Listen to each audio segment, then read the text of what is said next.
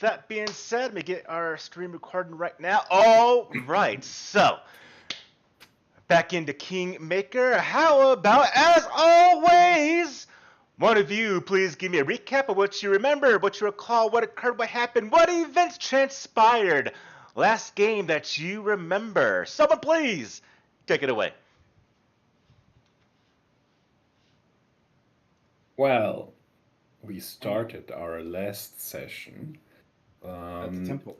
at the temple after vanquishing the temple's guardian. And from there we met Tristan, I think.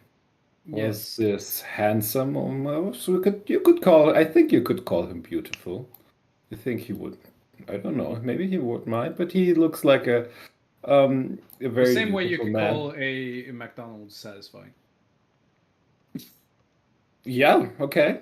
I'm going with that. Start your time.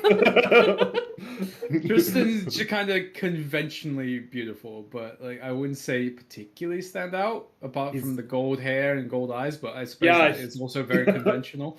Yeah, it's a very, very like he's very I'd say pretty. his most striking feature is actually the glowing golden eyes. Yes, he just above table talk. He might be an Ozimar.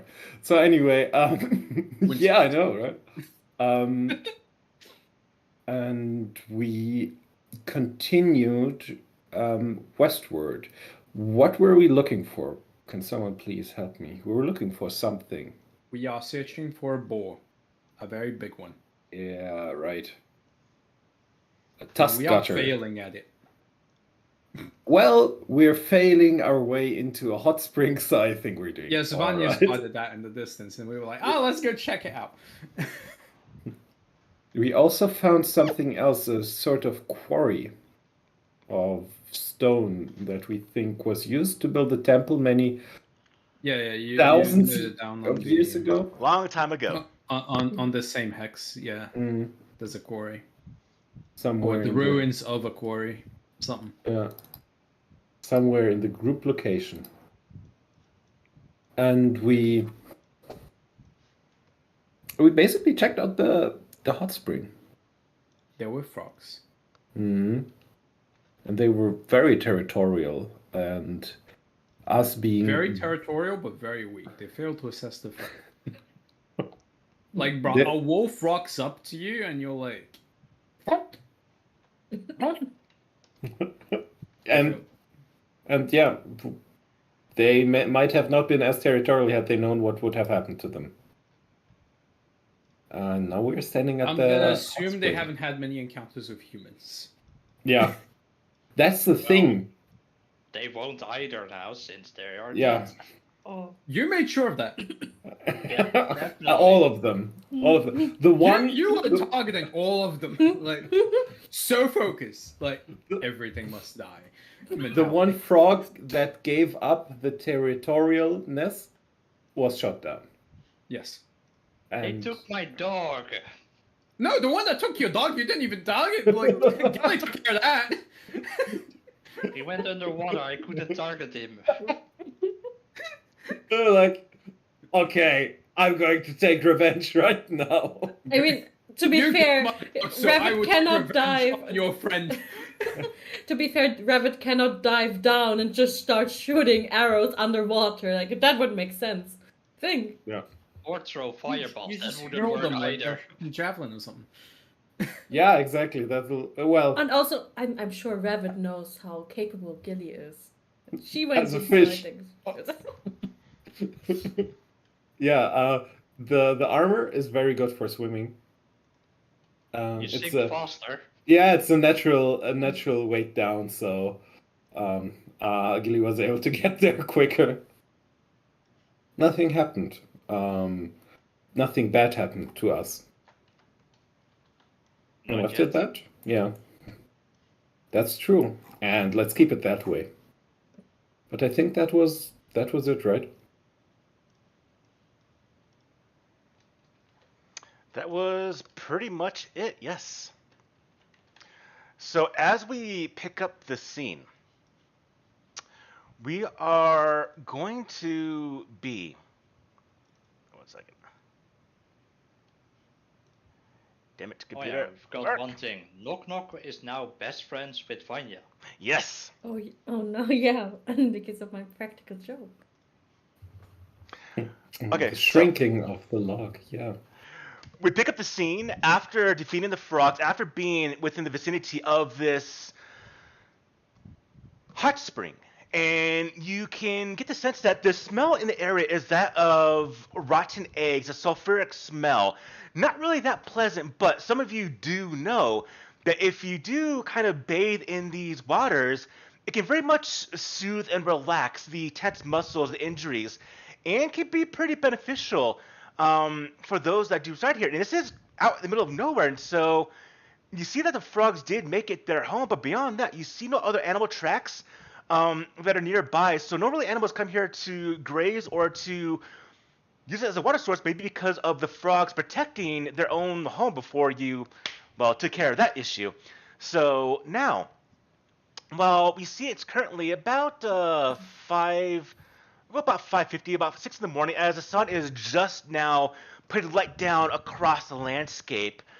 You see this rather serene kind of location, this site, and it seems now pleasant. It always seemed pleasant beforehand, but now that the danger of these large frogs are gone, it seems very relaxing. So I guess the question is going to be to all of you.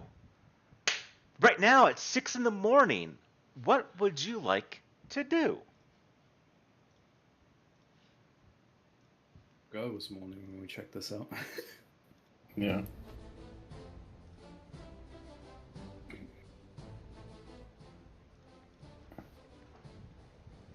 We still have the goal. We still have the task of looking for Tusk Gutter.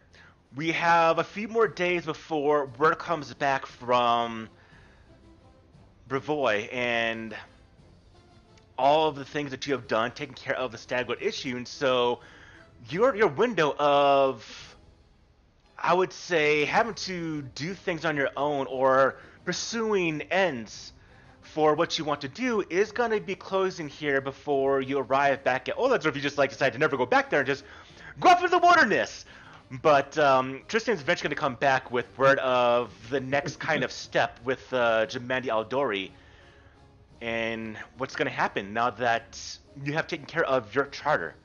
So, we still have a few more days. We still have a little bit of time before he's supposed to come back. So, the rest of you, well, do we have a rush, or do we want to relax a little bit? Do we want to enjoy this spring, or, well? Yeah, I think an opportunity like this does not present itself that often, and it's a blessing. Let's take care of this blessing and then go on to our next days. And Gilly is starting to, I don't know, carry the frogs further away, them leaving a blood trail behind them. So as you are coming down, grab stuff, you do see the other individuals. Where are you people at? No, not her. Knock, and then Tristan, where are you at? You see your other companions are coming down. Amiri is holding the carcass of a frog over her shoulder. What do you think? These taste good? And she just drops it on the ground. Lindsay's, I don't think so. I can try. Give it to Riffiel. Riffiel, will this taste good? Won't know until you try it. I haven't cooked frog before.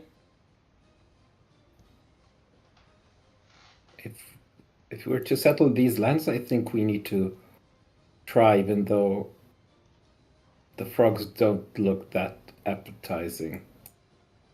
We'll need to carve up what we can use, though. It's standard for hunting, but... And also, I've heard that in some parts, they are a delicacy. Oh. There we go, then. But I haven't eaten one before. Which part would be the delicacy? Everything! You already know. Suppose the limbs, maybe? The eyes? The eyeballs? The eyes. The tongue? Why? Oh, the tongue. You watch as Knock Knock comes by and grabs one of the carcass frogs and like squeezes the head until the eye pops out. Ooh. And he takes it out. He starts walking over.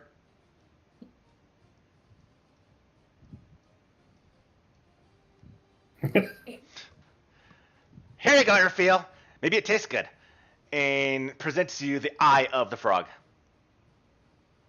We'll have to clean it and Okay. He goes over to the pond, starts waving the eyeball. No. Starts to Let's smell a bit of blood. What? Well, maybe not all of us might be bathing here soon, so let's take the water out and do it somewhere else so it stays. And Gilly looks at the pool of blood that's in there. Well, let's not be hasty. All right? Let's not be hasty. But I'll help. I'll help with cooking.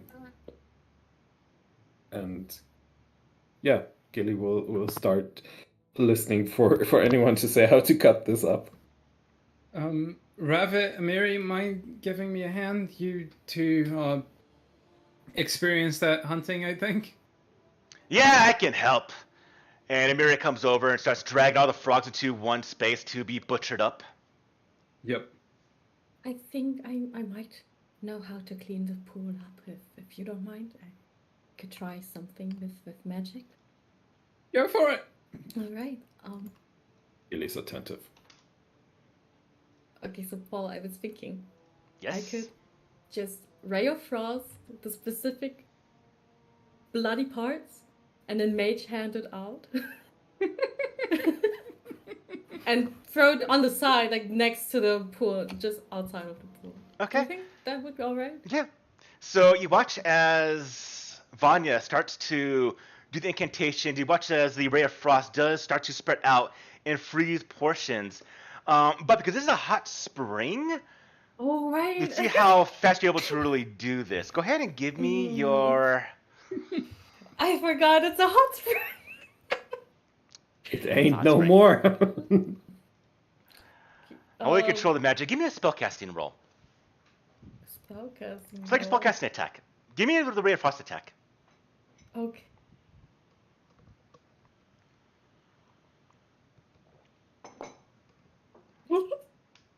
Natural one. Oh! Not quite. So as you do the ray of frost, it does initially freeze over some things, but you realize that because of the hot spring, it melts the ice too quickly. And as you go to the edge and try to grab it, it just breaks apart and just mixes back in with the rest of the pool. It's just too hot for your ability to do that right now. Makes a lot of sense. I completely forgot about that. And Gilly will be asking Vanya what Vanya is doing, and does Vanya answer? I think she starts explaining a bit about the magic and also that I don't know. I thought maybe if I just try hard enough that I could even try to freeze a really hot ring. But I wasn't really able to do that. But it didn't hurt trying. It definitely was a good try. Interesting. Thanks. Okay. Oh, it will pass into the it will pass into the lake, I think. It will be all right. This is quite a beautiful place. And Lindsay comes by and she sits on that kind of bridge right there, and she pulls out her big old journal and she starts to kind of paint this scene: the pond, the giant tree. It is really, really beautiful. Who knows? Do we think we can also use the water to cook stuff? I hope it's not that hot. And Gilly takes a glove off and puts her hand into the water to feel it outside of the heat of battle. It's definitely hot, but it's not It's, I would say, just on the border of uncomfortably hot. So it's a hot spring. So like 100, 110 Fahrenheit, something like that? Maybe Like around there. 40 degree. Okay. It will be probably a bit too much. And we have a lot of fire here. And Gilly points at Oriphiel and at Vanya and then at Ravid. I don't think that water is going to be hot enough to cook anything on its own. Yeah.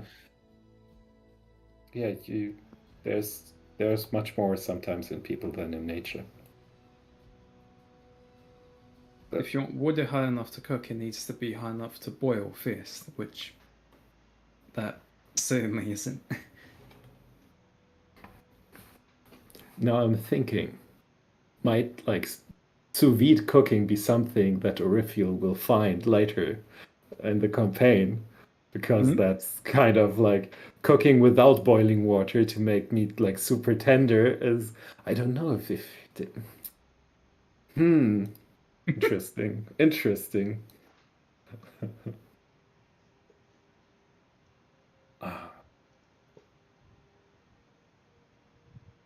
Yeah, let's cut it up. Perhaps use the water from the hot spring to maybe make a soup or something. Like use the water itself in stews and such. That instead sounds of cooking on the water. That sounds like a and you can see that Gilly, like from the smell of the water, like a delicacy. That would be great if the water was clean. Yeah, there were frogs living inside it, and, well, don't they pee and poop inside it? And they also lay eggs. And you have the blood. I can do a little bit about that. And Tristan comes over, and you watch as he kneels at the bank, and you see him do a small bit of prayer and puts his hands down in the water, and you see a slight glow emanating from his hands, and before long you watch as all the blood kind of starts to shift and move throughout the waters, and it kind of forms into a ball around his hands, and then he kind of lifts up holding a sphere of water that has blood inside it, and he does kind of just put it down on the grass. That's impressive. That's magic too. Right, Vanya? That was magic. It seems a bit different. Fine. It was the divine.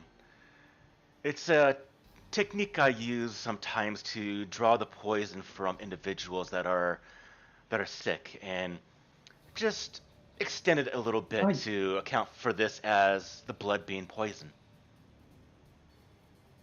Right. I didn't think of that.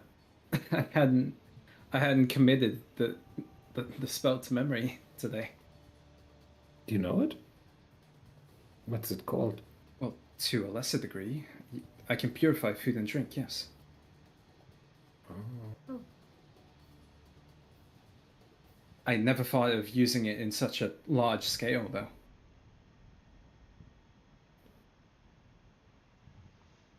Now that the blood is out, it does look rather nice.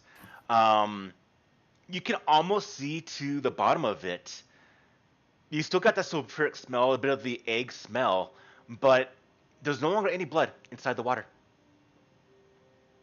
I'm not sure how it's with you guys, but I feel like I haven't been able to take a proper bath for what seems ages to me now. Days. Gilly nods enthusiastically. Yes. Finally, get all this grime off. Sometimes I hate sleeping in the outside. Certainly an idea. Oh my god, I just remembered something. The first session that I played with you guys, Orifia was almost drowned. And Paul gave them a beer after that. Oh my god. Oh no. Oh boy. Riff, why don't you join us? Come. Um. So this is kind of going to be a breakfast of frog with Yeah. with a bath after it. Should we make rolls for it? Might as well. Give me that cooking lore roll there, Raphael. Would we need a survival roll to carve up the frog's face? We can do that. Could I help? I would aid anyone who would do this for survival. We have Amiri do the roll if you want to aid her. Sure. I'm going to use survival as well. Alright, this is for the aid. I'll help Amiri as well. Okay. 17 isn't bad. Just cook up frog legs. I'll give it to you. So that'll be +2 to Amiri as she cuts up the frog legs. Come on, And Amiri. not that well, apparently. Why are you using your large sword? It's a lot more tough than I thought it would be. Well, here, Gilly, you do it then. She picks up the giant carcass and, like, drops it next to you. Gilly will. And when it falls, it just, like, splatters. Oh. You'll have to help me clean this out. It gets in all the nooks and crannies of the armor. I'll take it off 1 second. And after that, Gilly is going to Raphael will cast prestidigitation to help clean thank you. everything. Frog. So, And Frog guts. we'll man. fill forward and say you get just a little bit. You get just enough to get everyone here, but nothing extra. And I'll do a cooking lore check. See how it goes. Okay, so you make a decent. Well, you tell me, Raphael, what kind of frog-based dish do you make for everyone for their breakfast?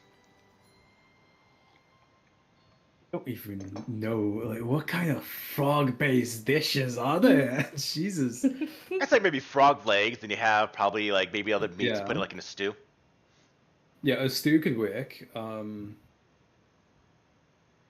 Maybe going with the idea of that the others had, maybe using some of the water from the hot spring to give it a bit of a different vibe to it, if you will. Make the broth different and or like the base of A the soup. sulfuric, rotten smell type of water. Okay, sure.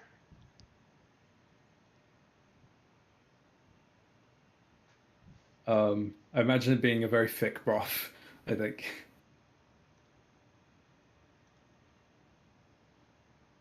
Everyone, just a quick question. You think we should eat before or after the bath? I heard people died from eating before going into water.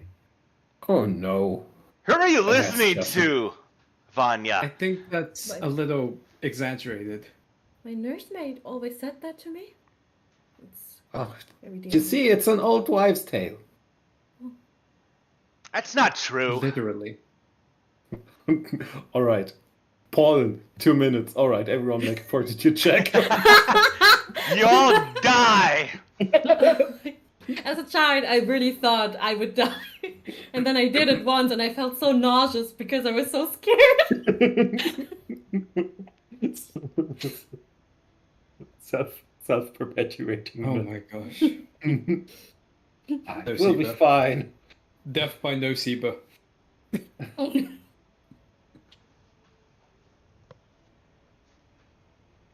There you go, Nova. You watch as Amiri takes a slab of frog meat and tosses it towards Nova. I assume Nova takes it and eats it. It's your Wolfie, you tell me. Loras comes in and just swoops in. Okay, so as Nova is like smelling the food, about to take a bit of a bite, you watch as yeah, we'll go with that. You see Loras kind of comes down from the trees and just like smacks the head of Nova and grabs the meat and like drags it off.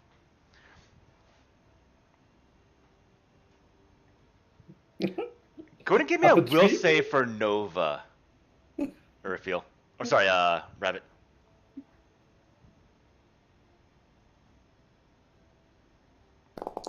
Fail it. Okay, so Nova gets angry and is going to go after Lorast. Now for you, Raphael, go ahead and give me a intimidation roll. An intimidation roll? Yeah. Oh.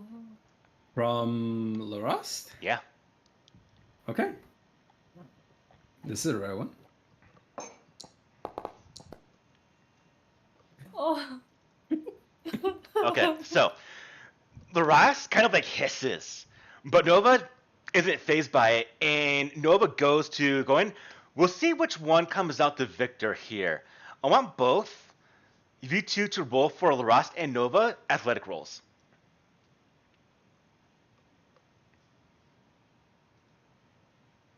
Oh god. Here we go. Oh my gosh! Threes. So many threes. So, tell me, in this case, how Nova ultimately takes the food away from Lorast.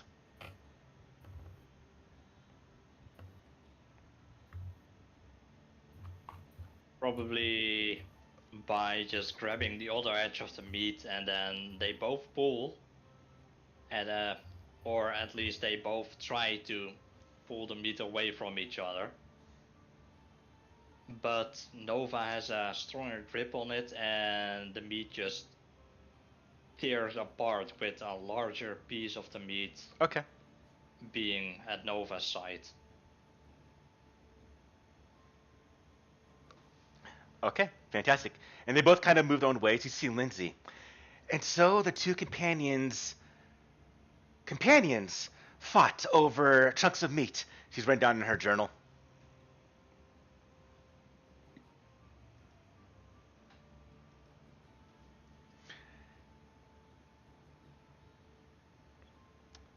So, is the food served out? Are we having a bit of breakfast right here? Frog legs for breakfast. All right. Yeah, us all sitting on the ground in the grass. Sounds kind of cute. Everyone, roll me a d4. Ooh. What does it mean? It means we die. The one who rolls the lowest dies. no. I die, guy. That's how much temporary HP you're going to take from this dish. Oh wait, gonna take or lose? Wait, You're gonna gain. You're gonna gain temporary HP. Okay. 10 HP. 1. Do you cook the giant eyeball? Oh boy. As a side dish, maybe. Well, Knock Knock wanted to try I it, cook it for guess. knock knock. Okay. Mhm. So when it's done, he's an eyeball floating. It's hazed over now. You cut off like the root of it, the stem of the eye stem, and then you hand the bowl to Knock Knock, and all right. And you watch as he looks at it, and he doesn't use utensils. He takes his hand and like picks it up. And it's like he squeezes it a little bit, and it's the food inside. It's like squishing, and he takes a big bite of it, and the juices just kind of spill down his front, and he looks at it, and you see him chewing.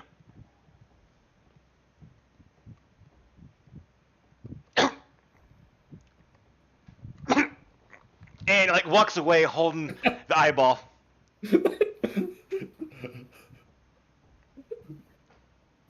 Everyone, give me a perception check real quickly. Open roll. I'm thinking about is he like a is Knock Knock a mouthfeel person? Like is mouthfeel important for Knock Knock? Well, Gilly's gonna be the one to see it, I think.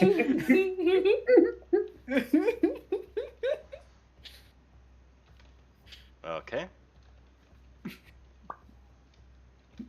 Oh goodness.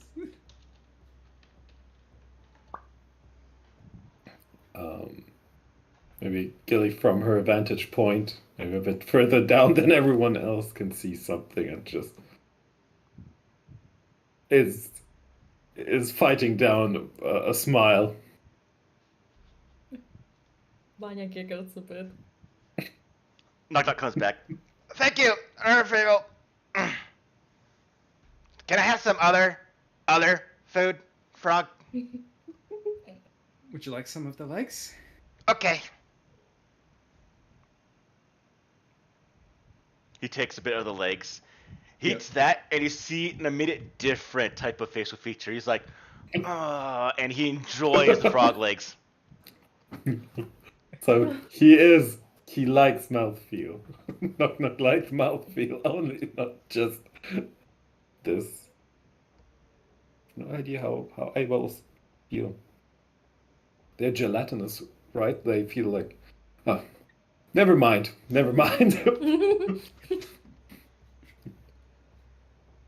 Okay. After everyone kind of consumes the food, well, what are we doing? All sitting Why? around the banks, sitting around. Everyone gets a definite easy portion of all the food.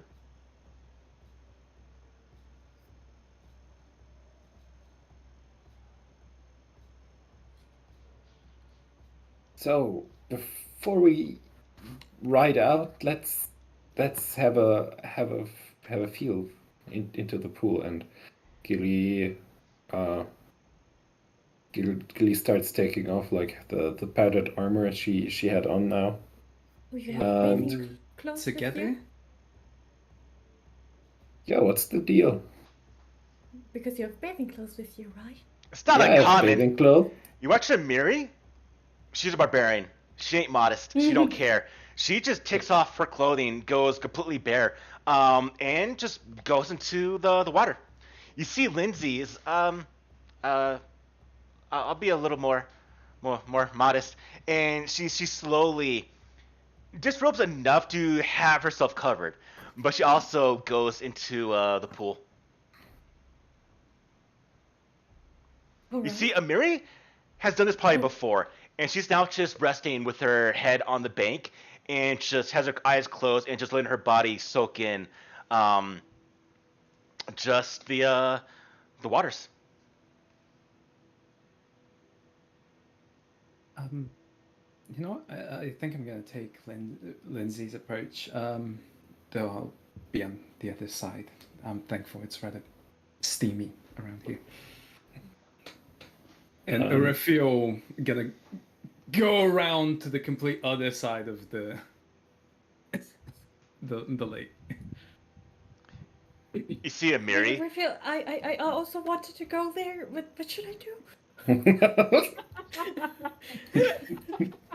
Wait.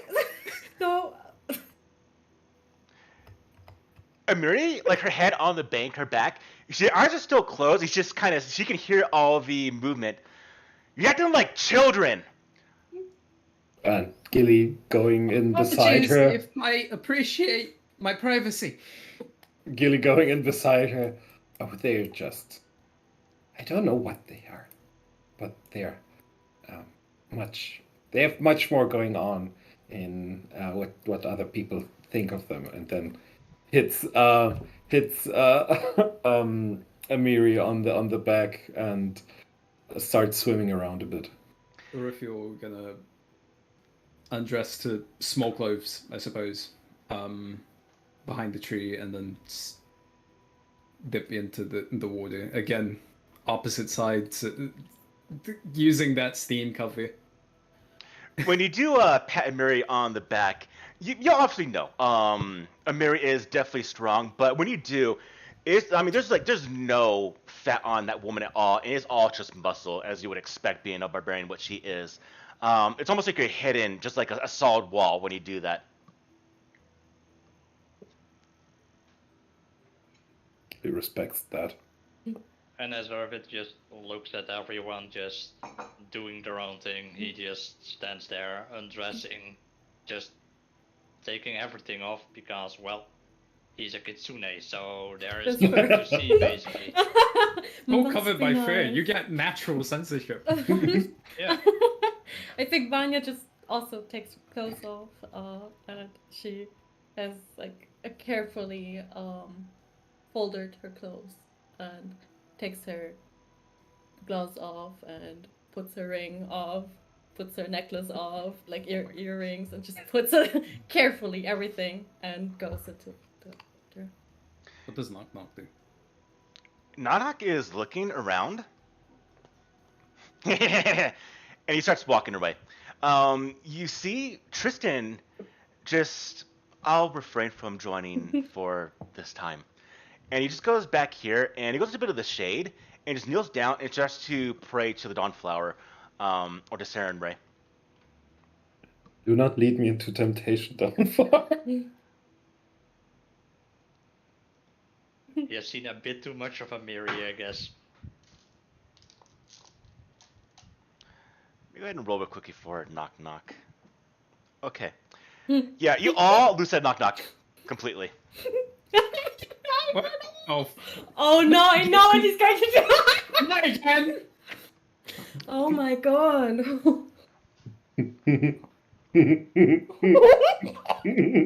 I love that. That's why I said it. Everyone still has their clothing, I hope. Just don't Oh everyone's my clothing. god! Oh no! Hey, No, I'm expecting him to be like a piranha and just bite one of us, like, beneath the surface. oh. Okay. Oh, I thought something completely different. Okay. Naked Goblins adventurers. have- There are multiple possibilities to this. I do not like any of them. Gilly looks over at Amiri. Just imagine if Tuskcutter showed up right now. Ha ha! Amiri wouldn't give a fuck. Grab No, she wouldn't. Hunting. Yeah. Now, to I'm put not mention, really We would absolutely fight it naked. I imagine everyone has weapons next to them on the shore, just in case something does happen. But everyone is just kind of relaxed right now. I mean, you are in the middle of damn nowhere, and besides maybe an occasional like hunter that comes by here, you all just really feel relaxed. For once. Feel relaxed for once.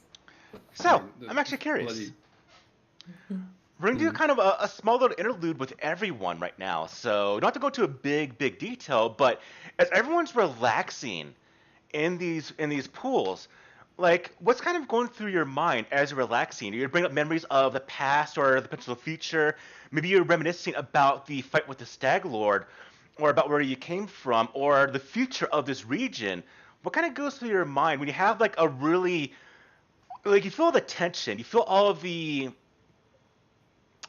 fighting, all of the battles you have done since arriving here, just kind of gets to the back of the mind where you have an actual like sense of relaxation right now. Through your mind, Gilly, what goes through it? I think that Gilly is instantly, when like the hot water envelops her, is instantly taken back to the sort of camaraderie, the togetherness she felt at where she trained. Like before her eyes, like flash scenes of people training together, sweating together, like drinking together, of course, eating, and especially like if you have like a large group of people just doing hard work of swinging metal around, you get just a bunch of people who stink.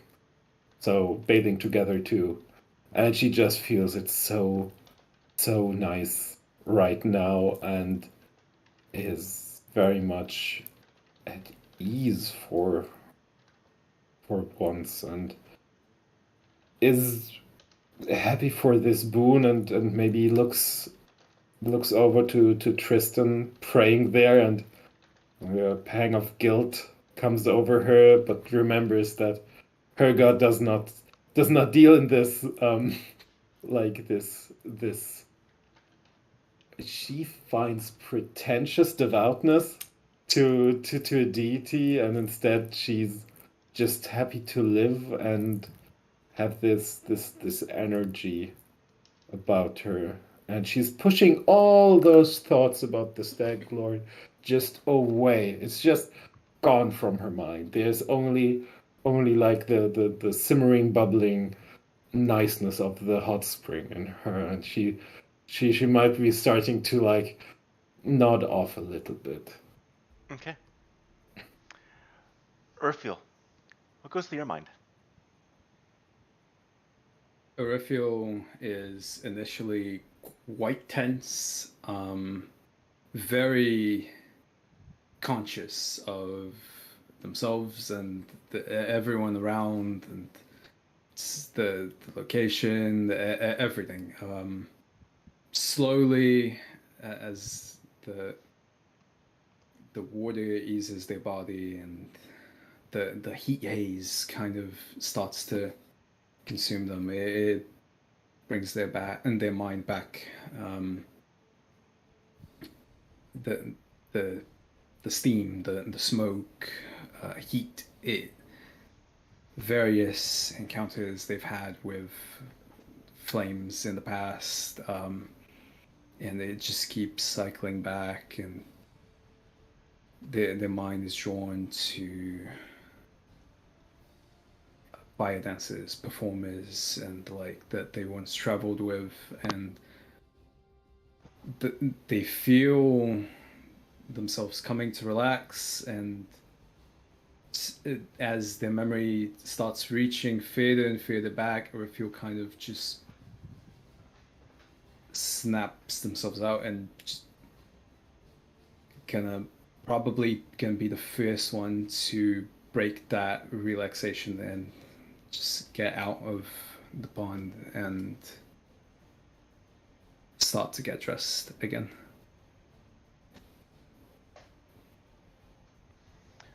What goes through your mind, Rabbit?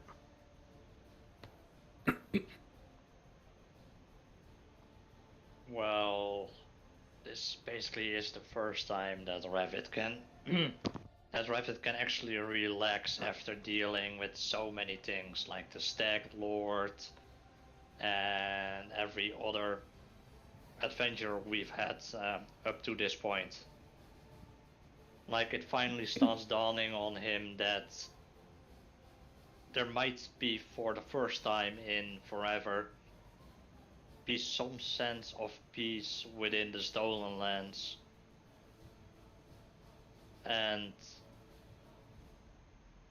well, he starts thinking about, well, what's next for all of us? What adventure are we gonna have well, later on? And he just thinks like, well, that's for a later moment. Now let's just enjoy the hot spring, basically. All right. Vanya, what goes through your mind? I think she starts leaning back in the water, gets really nostalgic maybe about the time where she was able to take a lot of hot baths in her past in the safe comfort of her home. And also when she opens her eyes, you can see everyone on the other side of the shore, or riffing on the other, and thinking a feeling of belonging for the first time in a very long time, seeing others there and thinking they belong to me and they respect my boundaries, as sometimes wanting to be alone. But that feeling stops when she remembers a part with the loneliness, um, her, her, her like gut-wrenching feeling of feeling lost, of having being left alone, but also it's nice water. Okay. Everyone, give me open perception roll.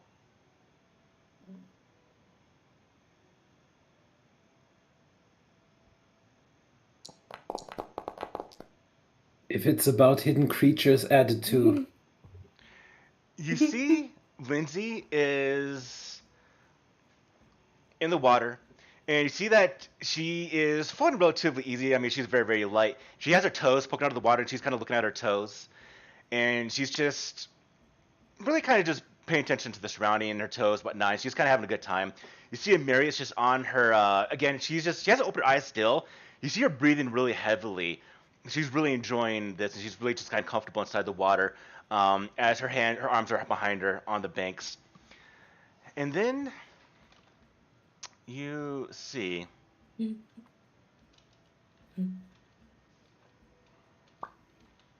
Oh no, it's a Tetzel worm.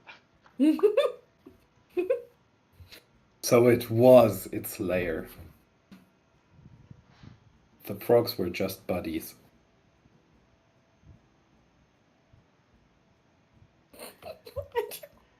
You just see the goblin form hold a giant rock, Yeah. jumps off of the top Oh, branches, yeah. it just splashes in Oh. the pool, causing the water to wake out. Like Orifio clocks this before it happens. Just was in the middle of like getting themselves dressed up again and just kind of like dodges behind the tree and just hears the massive splash in the background. You see Lindsay get literally like brushed out of the pool, hits the shore right here, and you see Knock Knock get back up. Ha ha ha! Why you? And she grabs like a giant ball of mud and throws it, smacks us right in the face.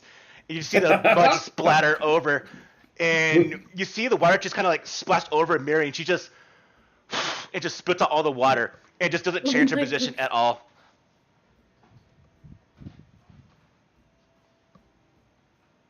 Gilly says something in Halfling to Lindsay's throw.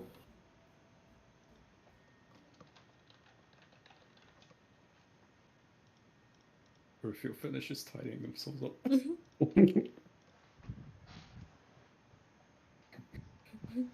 And you watch as Knock Knock does kind of like bash his face into the water to clean up all the mud, and then slowly comes to the shore over here. He sits on the shore and just has his, like a small kid would. His legs just like splashing a little bit in the water. Not to hit anyone, but he's just kind of enjoying the water now.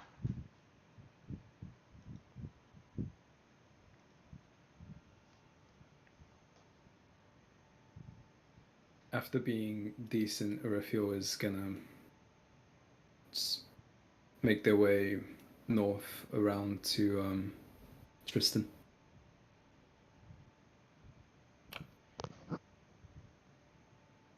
Not keen on taking a sec. Are you wanting to talk to Tristan? Yeah. We're just moving yeah. up. Okay. This is a relaxing place.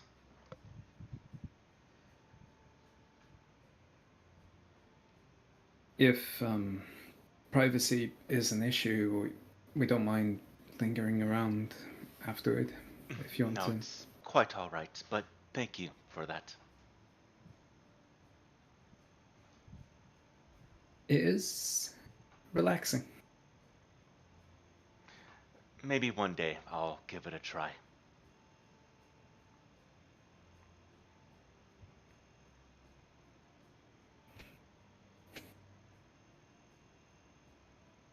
Praying? I always pray to Saren Ray for what I've been through and to help me to help as many people as I can as I travel through these areas, accompanying all of you.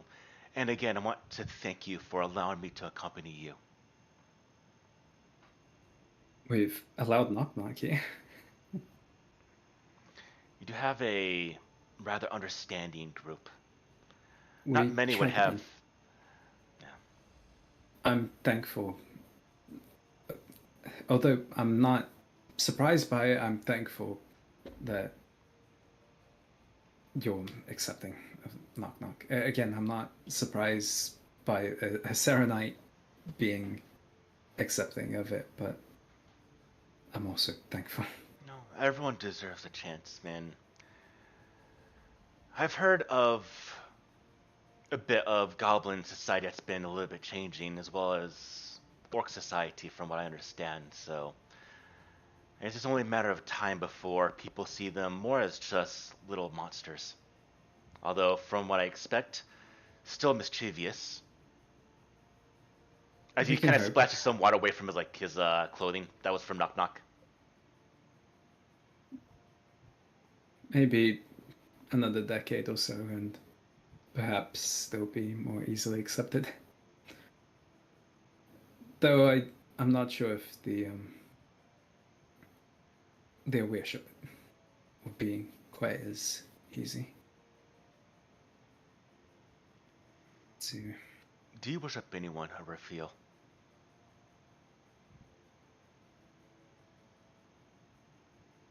Yes, a handful.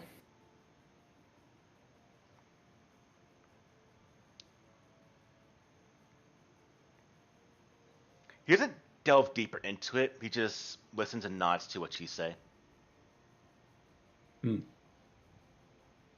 Or if you're kind of like goes a little silent, or almost shy about it in a way.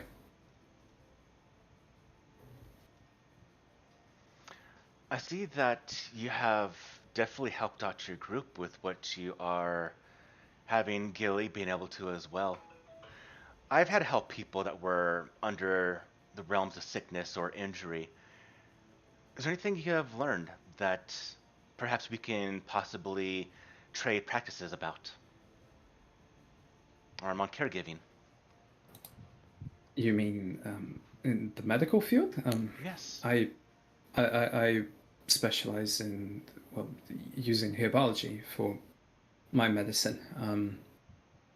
I know it's not the most common thing, but it's what I've found the most I saw natural you. expertise in. I haven't encountered too many individuals that use seemingly dirt and mud off the ground to do some things, but all your companions seem to be accepting of that, so I'm just curious. I've never myself I would do imagine it'll be a little I do sprinkle in a little some amounts of primal magic here and there, but I do like to rely upon what the world offers me, I suppose. What brought you to this group? How'd you all form together? Or was it that I hear some talk a bit about the feast at Jamandi's Manor?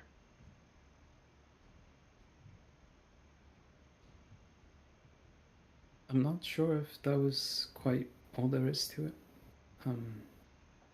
I mean, both me and Gilly were there at the feast. But we met Ravit along the way, and Vanya had been kidnapped by bandits. I'm pretty sure I was also at the feast. Were you at the feast? We didn't. You're on the second right. day. You came late, I believe. Yeah, second day. Second day. You found me unconscious in one of the Yeah. halls. Thank you for correcting me.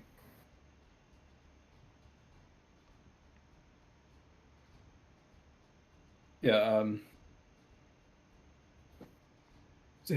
tread back over what I was saying then. Me and Gilly met at the feast. I think Ravit was there, but didn't meet back then. Lindsay and Amiri were both there at the feast as well. We met them there. Vanya was kidnapped by bandits. I suppose I think part of it was the charter was about making the stolen lands safer. Clearing away bandits. I suppose that did lead us to Vanya, but I'm not so sure what led us to each other.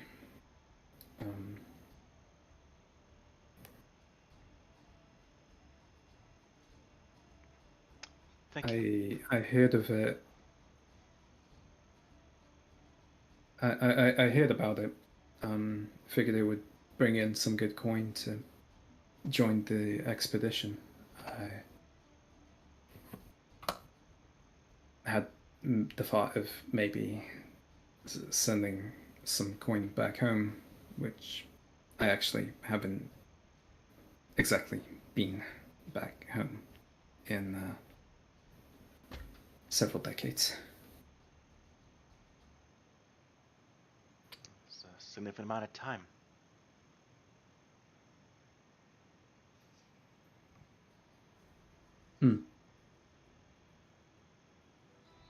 I haven't really inquired with everyone else what their reasons were. Andrew, you can give me a Yes. diplomacy or a medicine roll. Medicine here would be a bit easier because he was very, very interested in talking about like how he used a bit of the mud and whatnot, and with the primal energy. Okay, medicine it is. That is way better for me.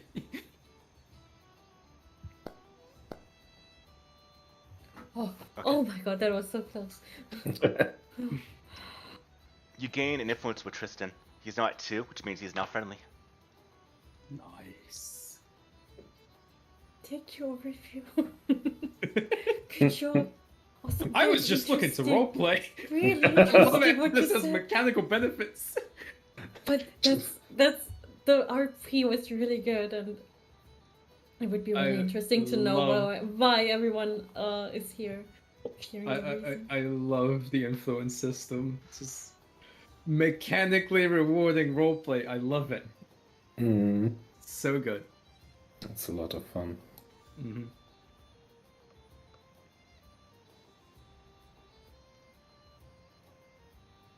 So Raphael hasn't been home in decades. Okay, noted. Okay. Written down. No, don't write stuff down about my character, no. I think Vanya would start getting out of the water. Everyone else does. You see, Lindsay's already out of the water. She kind of cleans her hands from the mud she threw at Knock Knock. You watch as Amiri, again, I mean, she don't care. She gets out of the water, but you do see, if those of you that do look, because she is covered in a number of scars and old wounds that have healed up over time. As you would expect someone who doesn't really dress armored, in the nature of moving across the fields, not caring about being laden down with armor and having that ease of access of mobility that her type of fighting style does encompass. But yeah, you see over the shoulder, like under one of the breast, across the back. I mean, there are numerous wounds from the battles that she's been in over her life. But she does go and put on the rest of her clothing afterwards.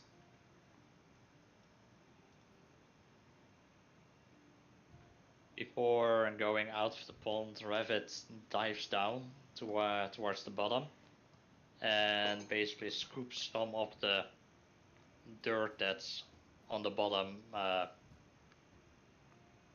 the pond before going back up and inspecting the dirt basically to see if it's anywhere useful for example for farming or something. It could be. Give me a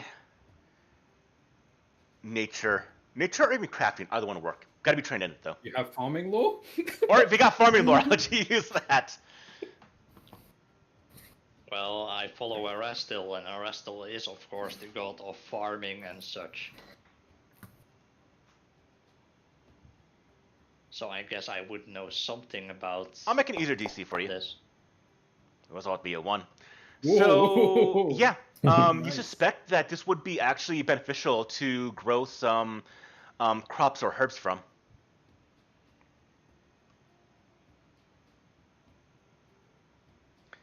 You see Knock Knock takes a couple of vials that are empty and fills it with the water from this hot spring. He closes the toppers and puts it into his pack.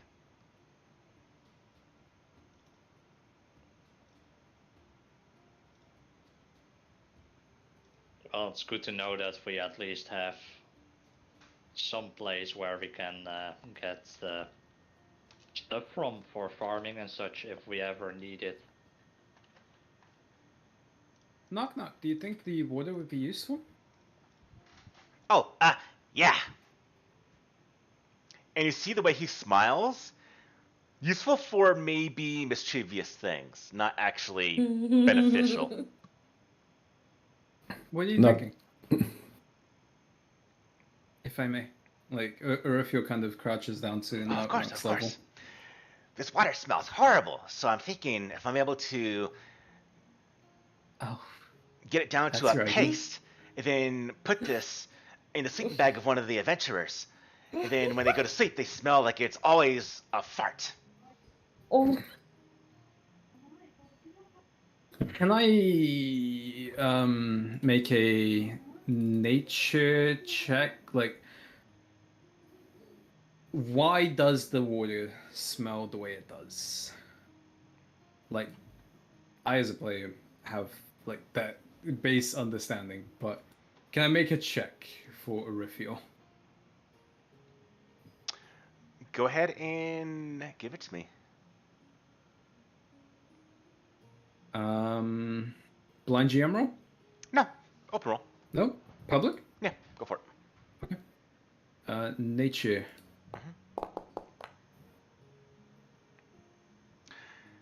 This spring is fed from somewhere. So most likely what feeds this spring is probably maybe the source of the smell. Maybe when it's mixed with, maybe being hot is what maybe triggers the microbes or whatever minerals inside the water to make it smell. So maybe if it's a cooler temperature, it actually won't smell. But maybe the reduction of that is what's doing this.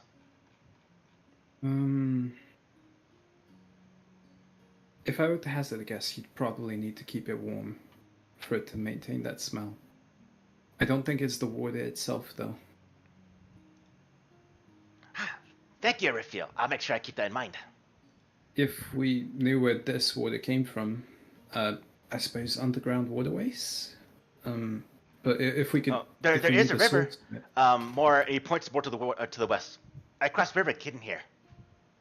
If there's a connection, maybe we can locate something that has a more pungent smell, shall we say. His eyes light up. I didn't think about that. All right. Thank you. I do like your thinking, though, of using this water. Maybe the whatever's in it that makes it so relaxing could make it useful. And I think Arifia will also like gather some of it within a few vials. And you have become Knock Knock's new best friend. I didn't even get to RP once with him while he was my best friend. Okay. Keep doing it. Keep doing it. Okay, so eventually everyone gets out of the water. You feel refreshed. I'll say it for this. The next encounter that we do that involves any type of checks, Fortitude and Will saves will be at +2 for the first roll. Nice. So someone note that down, please. Who will write this down? Someone do. Can you say it again? Easy notes. The next rolls you do for a real Fortitude or Will save will be at +2. And will saves plus 2. 2 for fierce. Well, the first real roll we do. It's not like a joke roll. Yeah. Gilly is going to go to Lindsay and give her some stuff, and she's going to say something in halfling to her. All right. Going to pat her on the shoulder and is going to then go about her business.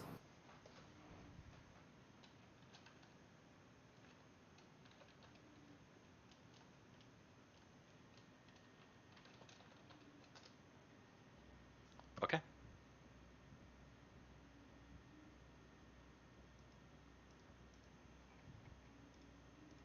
I'm pretty sure I'm gonna smell like wet dog for the next few hours. Probably. Oh, Wet God, sulfur you are. dog. You are as well. Goddamn. Did Nova take a dip? There's a question. I don't know if a dog or a wolf would like a hot spring. I honestly don't know. Neither do I'd I. imagine they wouldn't. Taking a swim with the frog, I don't think she wants to join in the water. As far as cats I can see, and it's generally house cats that have a distaste for water. However, wild cats are far more accustomed to it and actually quite like it. So I think maybe Okay. Laras probably would have taken a swim. Okay. Then we're lost. Well. Right, and before long, we are back into leaving behind you your campsite as well as the hot spring. That smell of rotten eggs and sulfur does go away. And now back onto the task at hand. What's the goal? We're still looking for Tuskgutter? Yes. The only three things we still have left is Tuskgutter, the Fangberries, and the Tetzel Worm. Yeah, I forget where exactly to look for the fangberries, not gonna lie. In a ticket about 55 miles southwest of Oleg, so they should be around here as well, I think. Southwest, right? So, like, I was thinking, like, more around there. Maybe. Nice. If we do head south, we could maybe. Yeah? We could knock two birds with one stone. But we don't know where Tuskgutter is, of course. He might also be north. Yeah, we have no leads for Tuskgutter, annoyingly. We're not How coming about- across much. We could go south and follow the forest at least for now, and if we don't find anything, then we could just go north and then back to Olex. So remember the information we gathered. A boar the size of Tuskgutter would require a place to be able to hide. So the Nar Marshes would be the best location to find a boar of this kind of notoriety. I feel like forest is still like the best bet for like finding a boar. Just where exactly? Wait, what? Did it say southwest of Olex or just? Yeah, southwest of Oleg's. Well, then this place would also make sense, right? No, but 55 miles. Oh, 55. Okay. So it's like in this range. Yeah. Okay. Yeah. Another question, Paul. Like, can we see on the horizon mountains? Maybe looking just to the Right. horizon, Yeah. like. So because on our map, like the player map, there are mountains to the north, like directly north of us. Give me one quick look. There's so many stars.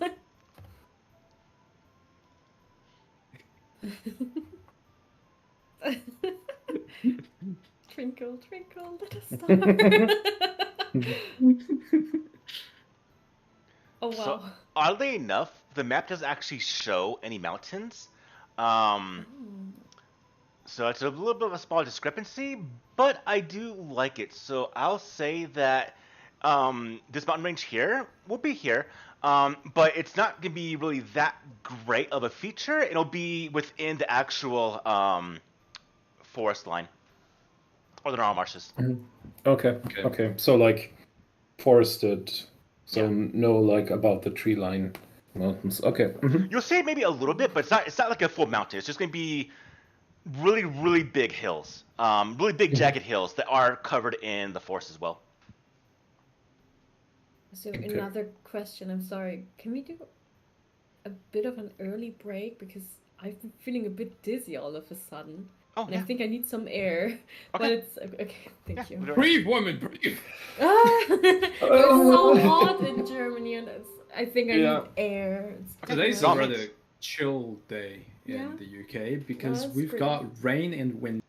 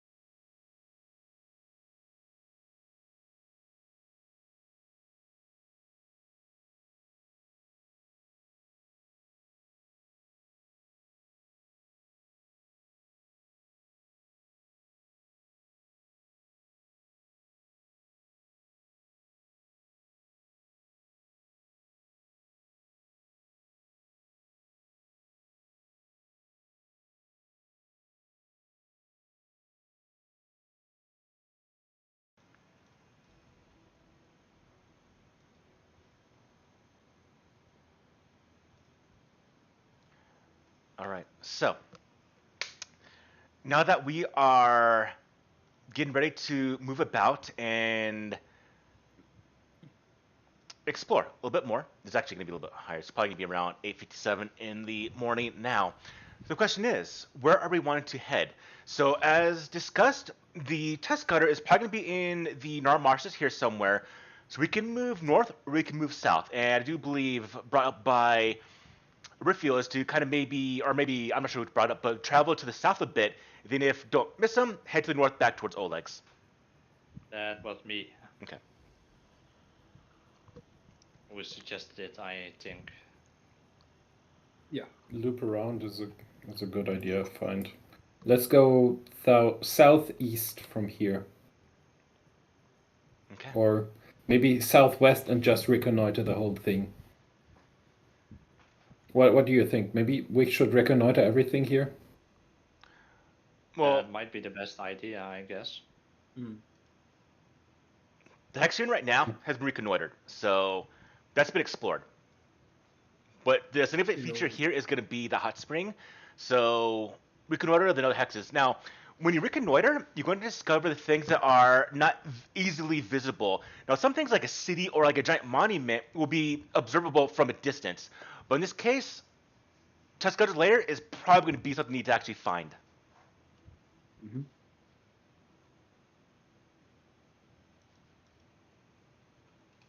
We'll have to search around.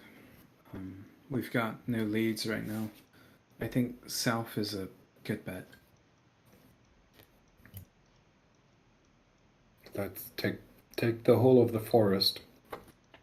Mm-hmm. May take us a few days. All right. So, as we all get on our horses, the 8 of us are going to start moving as a party down towards the southeast. So, go ahead and have our resident tracker go ahead and give me a survival roll to move on into the distance. Now, again, because you need a compass to not have -2, but I do believe because of the goggles, it goes to a -1 to do your tracking through this environment. Survival roll, right? Yes.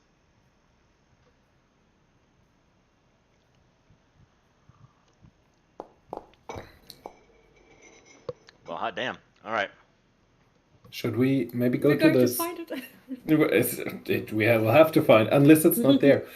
We should maybe go to the southwest, so we take all of the forest because it's still in the probable area. Go east. So we follow Yeah, the it's- river, I guess. Go right? east. West is actually not explored yet, so don't go there. Okay, don't go there. All right, we'll Not go yet, not yet. east. That's actually another region. I'm not even like looked at yet, so don't go there. Okay. Yeah, right now you're actually bordering the Okay. region. There's an for invisible here. wall. Yes. Yeah, It's then actually go here. here. east. Yeah, we go here.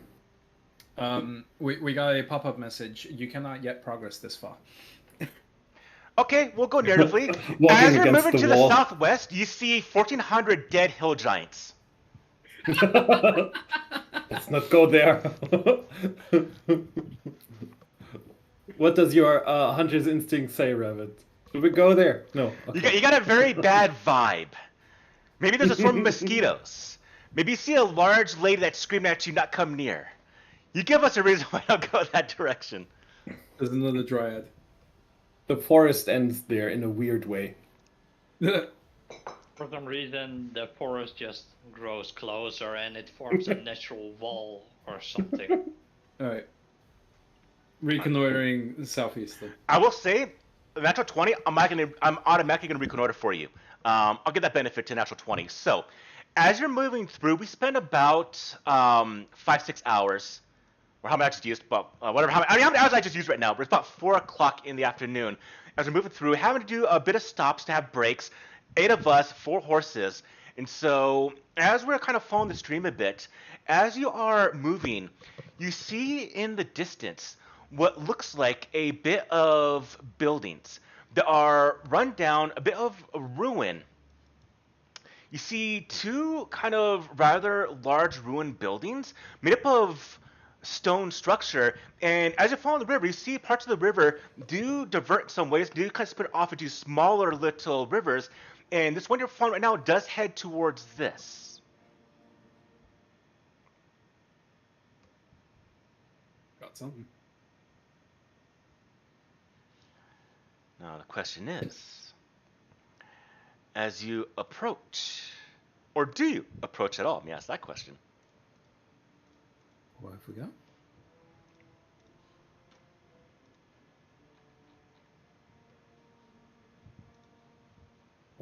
What is there to approach?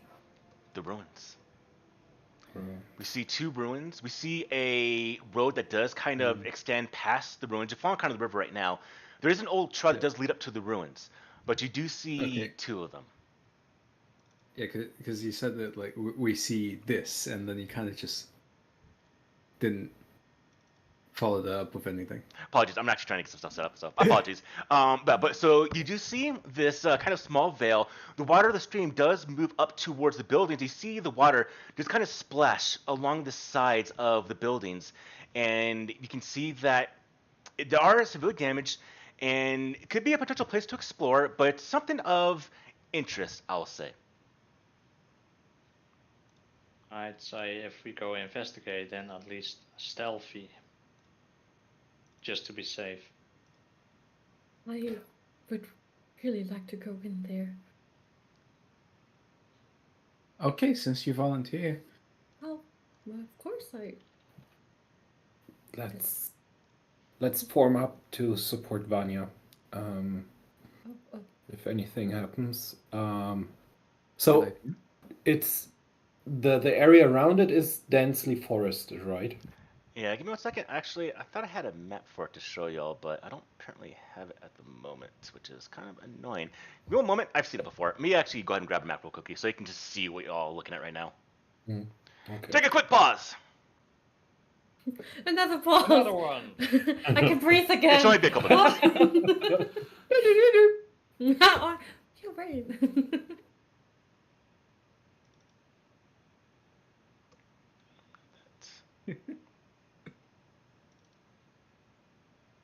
Alright, fine. Alright, give me 1 second. Let's see.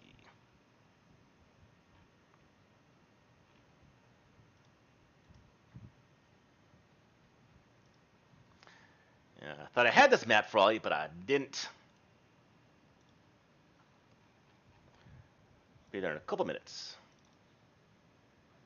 So while I'm doing this, you go ahead and explore. As you're moving up to this, you don't quite see anything out right now. So let me know what's kind of your attitude, your movements. Are you coming here a bit stealthily? Or are you moving here with a caution? I'll say Amiri as well as Lane Dunham. They do kind of hang back a little bit. Again, to watch for the horses as you all maybe kind of explore. Do you approach this? Let me say this. Do you approach with your horses? Oh. No. I think if we see something like this, it's much. We are all not trained in mounted combat, right?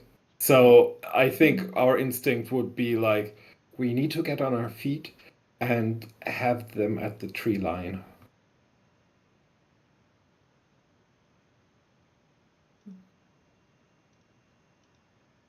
Yeah, I'd rather just approach on foot.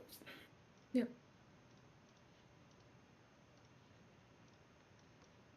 Okay. I'm actually really annoyed. I actually had the map already. I just didn't realize it. No. Oh, man. 1 second. Can I As- go a bit ahead? Please Because excuse us, we're having technical difficulties. Troubleshooting now. We'll be back with you momentarily. All right. Just Time so I for a don't quick have to. ad break. Go to commercial. Go to commercial. So the ruins are like partially submerged as well, I imagine? A little bit.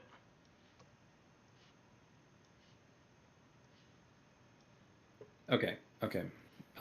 So we gotta cross the river, I guess. Is it how deep? How deep are we talking? The river itself is moving a little bit slowly. It's not too deep. It's probably about maybe 1 to 2 feet deep. Okay. So troublesome for a halfling, but fine for everyone else. Oh, it's like Not head even is that above troublesome, right? water. Oh my god.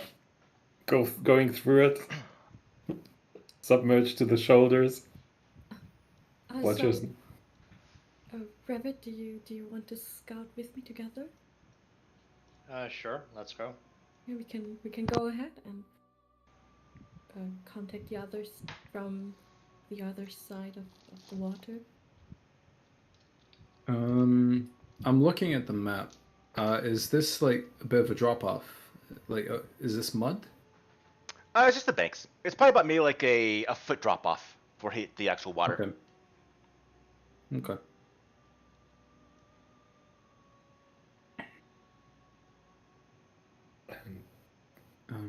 We could split up. If you're heading closer to it, the rest of us could go around. I think that sounds like a good plan. Have a look about. Yeah. Um, I'm with you, Orifio. Yeah. That's... I also make that recommendation because I think if these two are being stealthy, Gilly, it's going to be difficult for you to be stealthy across that. Clang, clang, clang, clang. Orifio just points to the massive stretch of water. Or can I, just looking at the architecture of the ruins, can I make a society check to see how old these ruins Go might for be? it. I could do society or architecture lore. Architecture lore would definitely work out here. Oh yeah, very much. Wait, I have to check something quick. 1 second before I do the roll.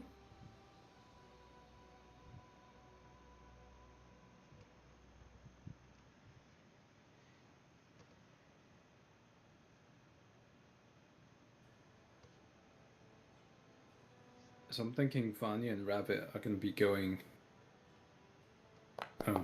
eastward, and then Orifio and Gilly will be heading north. Is that are we in agreement there? Yeah, It it definitely feel- looks like eastward are the only entrances to these buildings, I believe. It might be that we'll just be a bit behind them, so they Yeah. can react and we can support them. I feel. Yeah, we could snake around the back, or Oh, okay. yeah, if necessary, we'll just have to dash through the water, I guess. Like we cross the water now and scout out a bit ahead, and then let you know if it's safe to cross over, perhaps.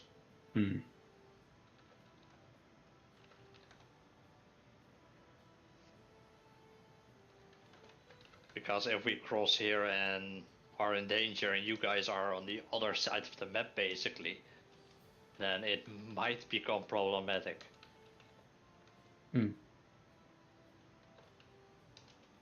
At least that's how I feel about it. That's fair.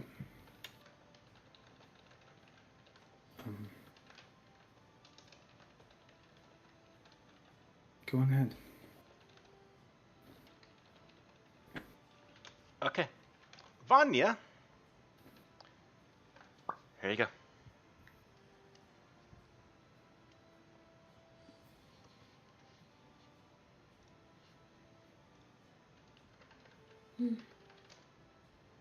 Now that I look closely at the architecture of those buildings, has anyone heard of the Veldran Empire? I didn't quite hear that. Oh, sorry. Has anybody heard of the Veldran Empire? It seems like it would have belonged to them. And I make a society check. I will roll it for you. Okay. You do not recognize the Veldran Empire. Okay. Doesn't ring a bell for me. Well, they were relatively short-lived, and I believe the buildings must be maybe at maximum 400 years old. It's very old, but not as old as the last temple we've been at.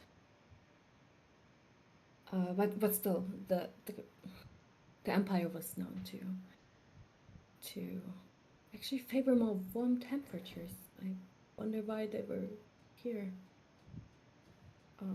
And they were known to be digging large tunnels underground to as storage. Underground. Interesting. I've never come across them. Well, I mean, I think we don't have to worry about them. At least they're not here anymore. But we do have. Maybe we should keep an eye out for the tunnels. We don't know. Sometimes other creatures like to live in there. Perhaps. You take the lead. All right. If you say so. But Rabbit, did you join me? Yeah, sure. Let's go. So the water wasn't really deep. We can just walk over it. Yeah. Yeah, like 1 or 2 feet. Yeah. Only really dangerous if you go prone. As you start all moving, is it just Vanya and Rabbit going forward? I think this is kind of the distance we would have to them Okay. going forward, so we would Yeah. catch up, like, for each move they make, we will go into the river a bit and follow them. Tell the others I to... figured we were gonna like wait for them to give us the go-ahead to follow. Vanya, as you are moving forward, you hear a bit of commotion, and then you watch as a figure leaps out of the building in front of you right here.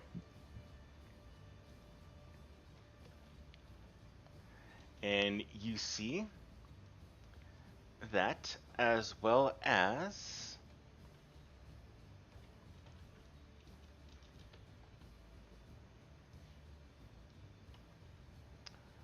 one of these. Frog. They They're jump here for forward, revenge. and I'm gonna go ahead and show you what you exactly see. So here is the animal you see, and here is the individual that you see.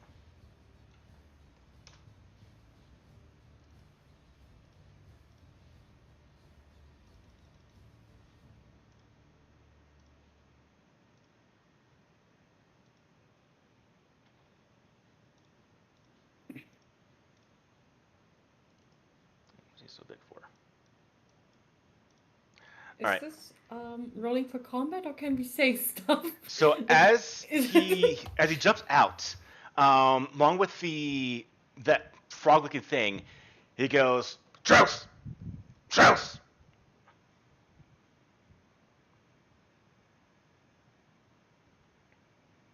But he's definitely holding that stick in his hands. He has javelins on his back.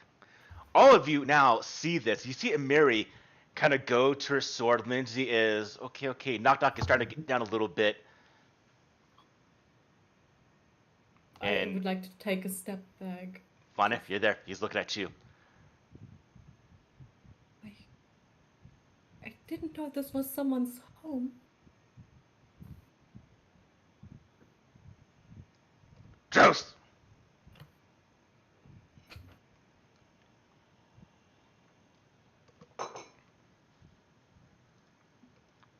Vanya, what do you do? I walk up next to Vanya and I'd like to use diplomacy to maybe talk with him, see if he understands us. Boggart! Slark! He points to the frog. Truce! Die! You! Go!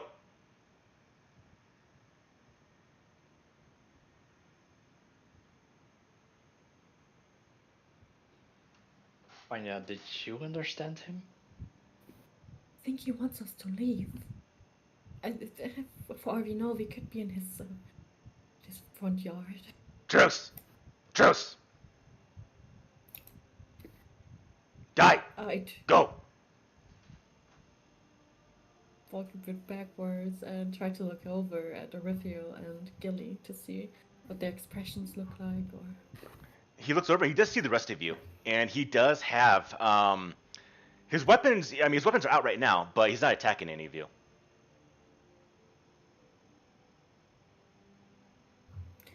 Gilly, I think this is your time to befriend someone again. Now, if you want to know, who here wants to know what this individual is, species-wise? Yes. Yeah. Yes. Okay, Nature? I'm gonna roll. I'll roll for you. I Don't worry. imagine so. All right, here we go. I would love to be able to know what language is better suited for this.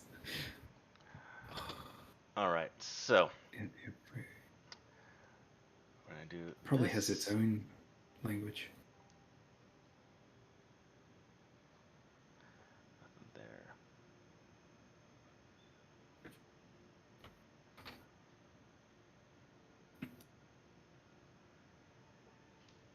Okay. I'm gonna give you a little bit of information. I'm not gonna say who got what, where it comes from, but altogether, this is what you got. Boggard warriors. These are boggards. Boggards are aggressive humanoids, amphibian that thrive in swamps, marshes, and some rainforest. Very much a boggart here. They hatch from eggs that are burrowed into the brains of their host and are fiercely competitive for food, even consuming the babies of other individuals, including the babies of themselves. And it's over the course of about 3 years that they develop arms and legs and lungs while they survive in the rudimentary areas of their swampland where they kind of grew up. And they are, well, known as things that can kill your babies if you leave them out or if you are bad in the night into outlying communities in swamplands. So this is a very young people. That is a collaborative effort of all of you put together. Yeah. Very young ancestry of people, if they've recently developed that humanoid form. But if anyone does speak the language, let's find out, because it's going to be much easier to communicate.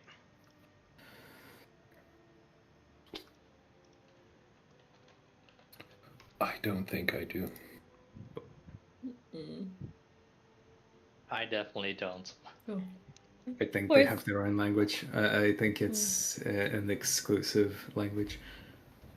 Well, it's something you can learn, but if you know it, you're going to know it. If you don't, then you don't know it. Gilly looks to the people a bit further behind with a kind of pleading look. Can you speak? Can you speak it? I don't know what it is. No, I don't know.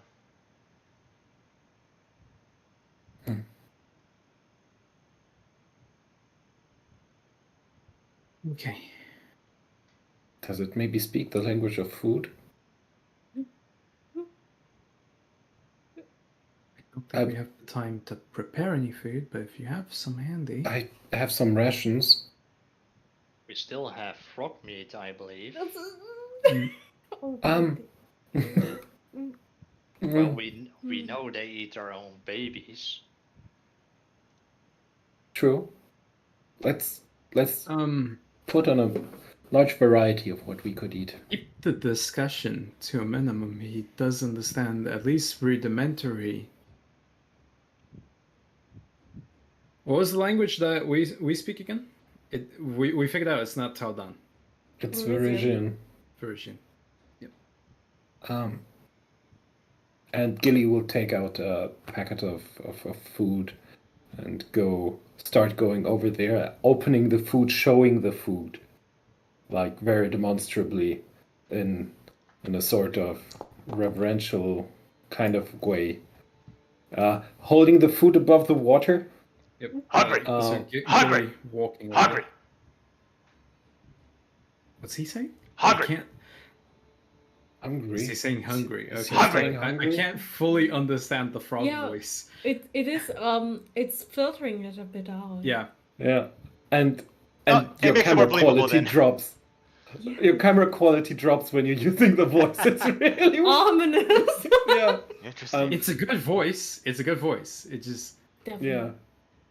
But yeah, has a bit of a filter. if you're listening to it, you can kind of get it. So we are thinking hungry, but we are not sure, it's and I so love that. fitting. Yeah, it's so fitting because we don't understand this language. And Different vocal cords. And Gilly will stay out of like immediate hurting distance. So Gilly's Fruits. Food. Like Urafil kind of just walking toward helping with the ritual here. And Gilly's going to lay the food down right here, Okay. and then say back, and go back like further so everyone's He goes forward. food. Truce. Truce. Truce. Hungry. Truce. Fruit. He goes Food. down, and he sniffs it, and he grabs it, sniffs it, and starts to consume the food. He gets about halfway done, and then he breaks off a piece and hands it to. You now see next to him is what's known as a slurk, which is a also large frog, but they are very, very sticky and they're tusked, and they are found in underground layers and caves.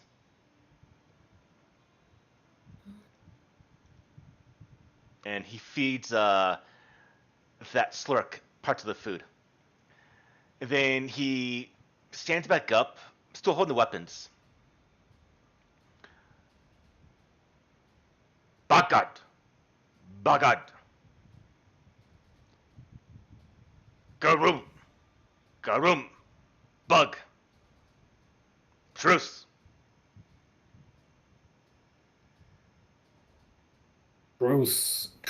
Truce.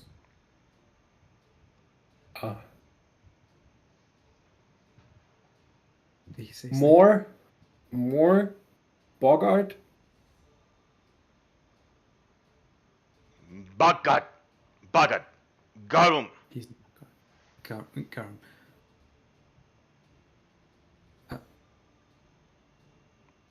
I think he's saying, I think he's introducing saying- himself. yeah. Elf. Urafil. I don't know if he'd be able to pronounce my name. Halfling Gilly. Was it human or Vanya? Yeah, rabbit. Rabbit. Slurk. Slurk. As he points to the slurk.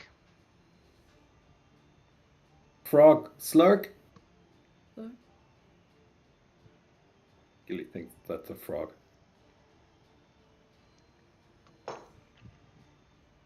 Yes. Urafil just kind of whispers like to Gilly. Slurk. Okay.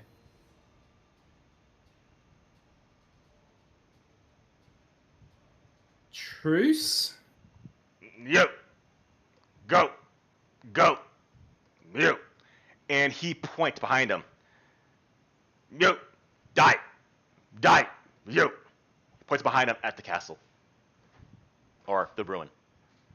Urafil points to the right. Danger? You? You. Die. I think he's trying to say that we need to go because if we go in, we die. You safe?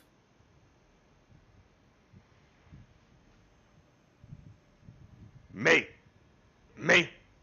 Bogged. You. Die. You. Go.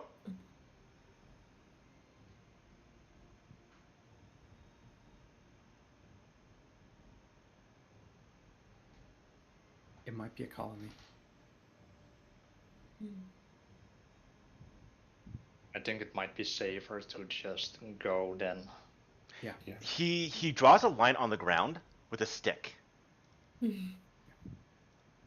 he draws it. Actually, he draws a line on the ground, right there, with a stick, and he goes, "You, truce!" on that side of the line. He puts his side of the line. "You, die." It's pretty clear cut. I think I would just like to leave. I don't feel very comfortable, and Yeah. maybe we have to respect each other's homes. I feel. He's not aggressive. And Mate. then maybe more. Hungry. And he points to Trade? the food, the rations you gave him. Trade. "Yo, truce! Hungry, mate." And Gilly will take more of her rations and put them back there How many? and say, 2 more rations. Okay. And is going to say, Bruce, come later. He comes. So where do you put the food at? Like next to the line or in front of you? In front Okay. of him. So he moves forward, and he grabs the rations, and then he goes into his pouches, and he drops a couple of looks like pieces of shinies on the ground.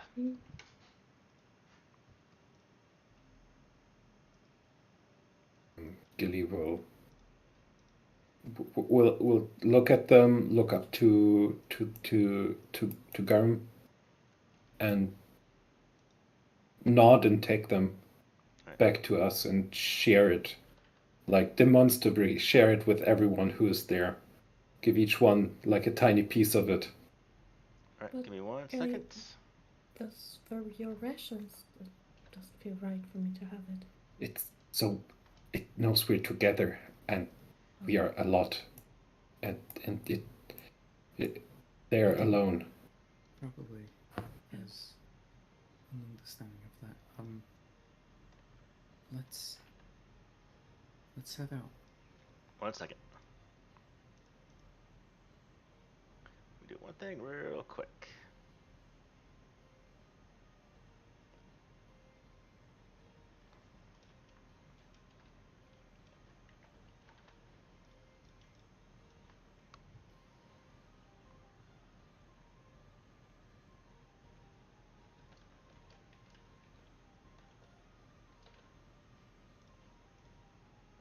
Okay.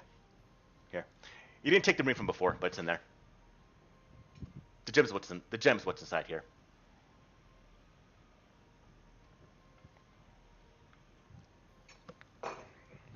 Oh, did we not take the ring before? I thought we did. No, it's still inside this bag. Let me see if it's in the party donkey. I don't know if it is or not. no, it's Now it gone. is. Oh, there are 2 of them in Okay, there. yeah, so remove one of them. All right. Yeah. Oh, no, I Oh, removed. Hold on. No, 2. Damn it. Oh, okay. Sorry.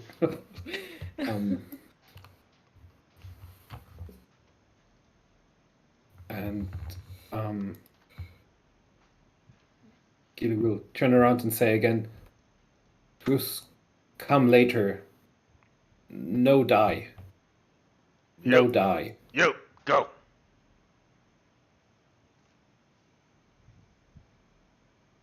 And Arifia will make their way back.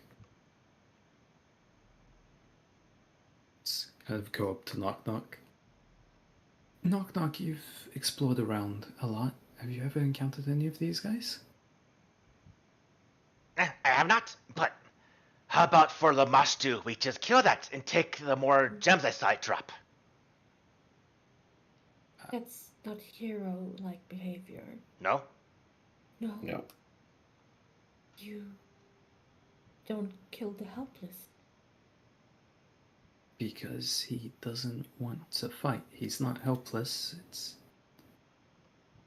just that he doesn't want to hurt But us. he's by himself. We can take him easy.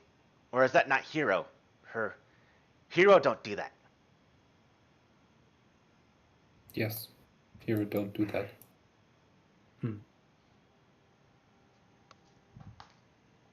You watch But we as...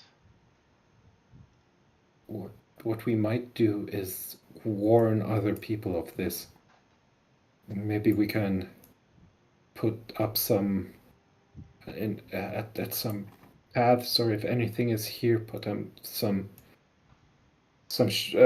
just some signs that there's a boggart ahead. Maybe we can whip something up so no one accidentally goes into the death trap of fighting with the boggart and that frog thing.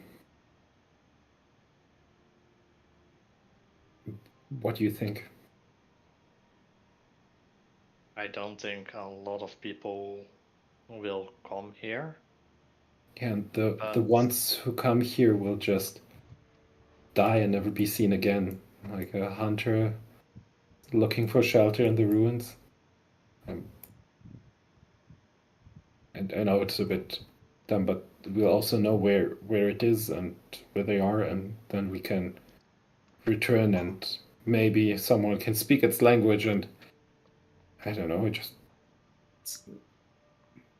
done anything. But who says that if we put up a sign, they might? If anything, that could draw people. Yeah. And also, what would they think of seeing some sign? I think they would also maybe just throw it away. They don't strike me as... Yeah, okay. How's like Knock Knock looked ready, willing, eager to fight. How do the other three look? Amiri's just waiting for action. Lindsay is just watching, has a crossbow out, but it's not raised at all. And Tristan is just kind of watching and just kind of nodding his head. He's not a danger.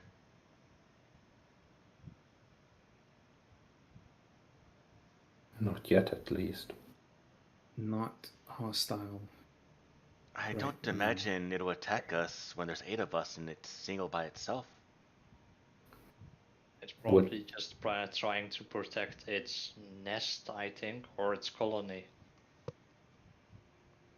You think it would attack someone who's alone? Looking at Tristan.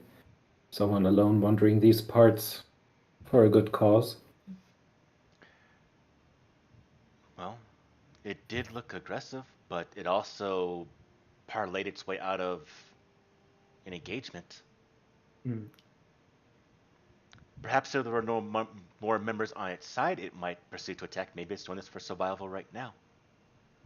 I don't know much about these type of beings. We have to check back later. At some point to see if there might... It would be good to keep tabs on this. Keep an eye out. For now, remember it's here, I think. Let's go. And I gave them my worst ration, so it's alright. Well, that's awfully kind of you. I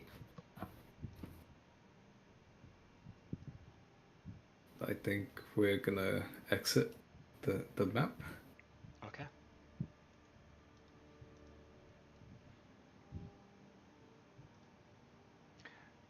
Would have been much of a fight anyways. Just one of those against all of us.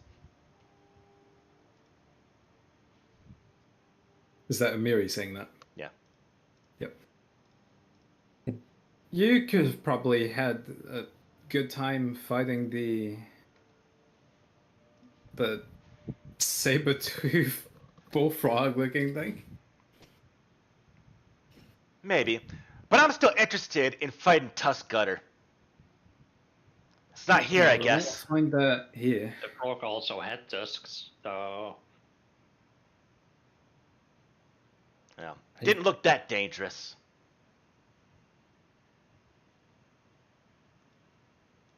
Right, so that's this area reconnoitered. Mm-hmm.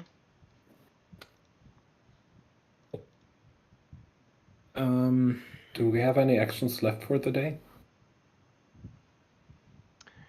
I don't think Well, we I would do. say because of the fact that it only took 2 to get here, you could march into another square if you want to and end there, and then reconnoiter the next day. I'll let you do that with getting that critical success. Okay. We could go. Is that still forest? Southeast still? It is still a bit of forest, yes. We could check there. Check those 2 tiles. And then go back. Like in a search pattern. Yeah. Mm. Like. I also imagine if we're traveling, we will probably be traveling like in a bigger line, like eyesight, so we can cover a larger area. Just going around and yeah. Let's go southeast. Okay. Move southeast. Robin, I need you to have another roll, please. Survival. All right.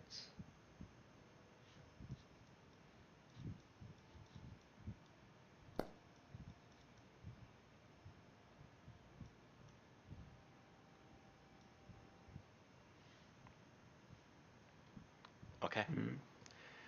As you are moving through the terrain, marching a bit, moving, the horses are getting definitely a bit tired.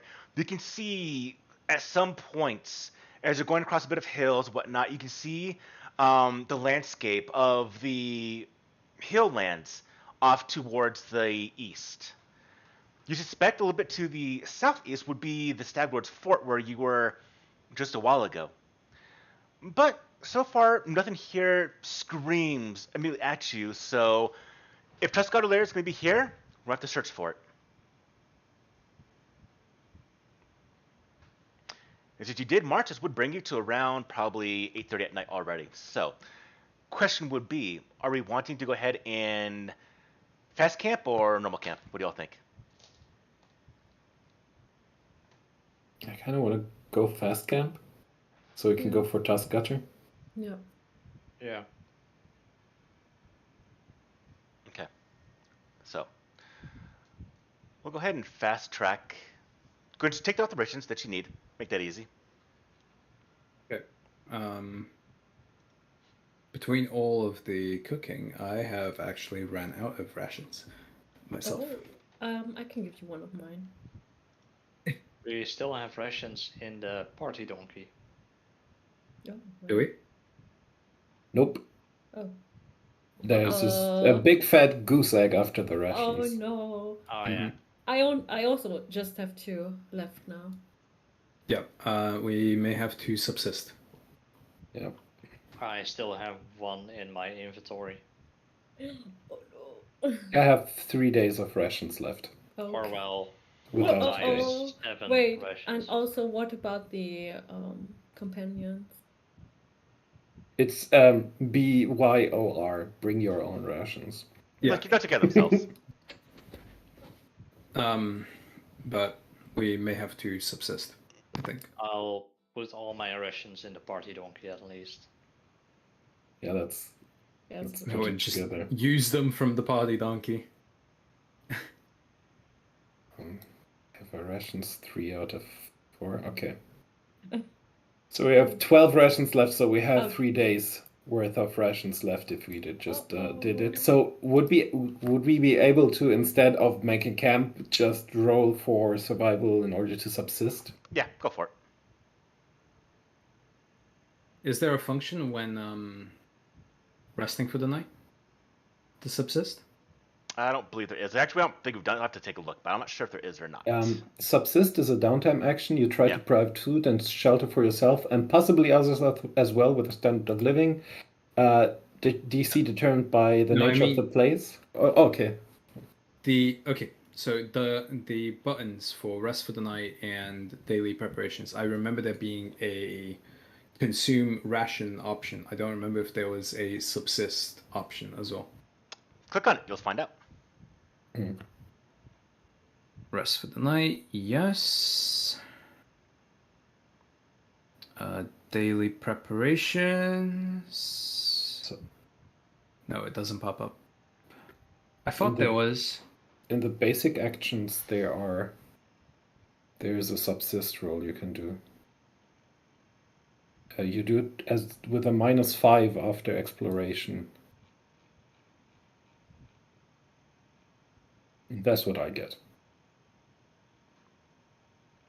So +3.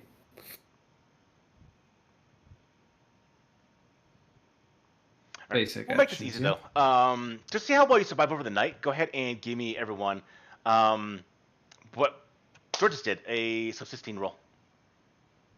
I would like to, as it is a skill check, I would like to re-roll it Here's a skill check. with. Wait, what did you say again, Paul? Give me a subsist. Where'd you roll that from, George? So I went to the basic actions macros. I went to subsist survival. I think I'm gonna have to reload because none of the macros are actually working for me. Give me a second. Yep, it's at the top right of it.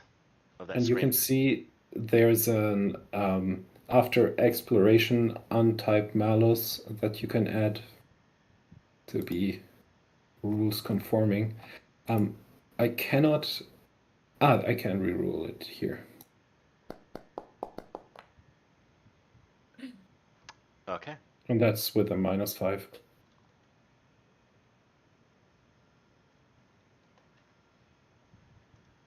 So we do I it can with a. only click on it. You need to click on the survival or Click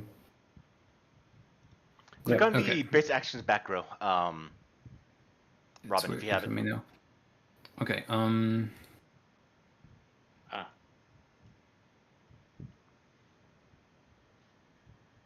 Did you say -5 after exploration? No. Just be base roll. Oh, Oh, I did say at -5. Okay, wait. So I don't have any survival. You will eat rations probably. I guess. It's actually fine. Unless you accept Well- using subsist with Vanya? society. Rabbit got a critical success. He can provide for someone else as well. Rabbit. wouldn't I need to also provide for Nova? No, they take care of themselves. okay. So tick after exploration, and I've been doing it rather commonly. Just gonna bring that back into account. Yeah. If I nice. get a success. Come on, you With can the feed. after exploration though, -5 would make it only. Well, we a didn't explore +2. those, so actually it wouldn't be -5. No. Wait, but Okay. We didn't No, explore Do not. it on the day. we just got here. Okay. I'll count this hex as it. Or, Do you need Gilly to reroll? Oh, I That would already be a lot. you succeeded. put the -5 on there. I'll have to look it up. Just go ahead and roll. Yeah. Roll with no penalty. I'm curious. I've looked it up. also one question. Mhm. I've already used 2 rations for today because I was a bit quick with my fingers.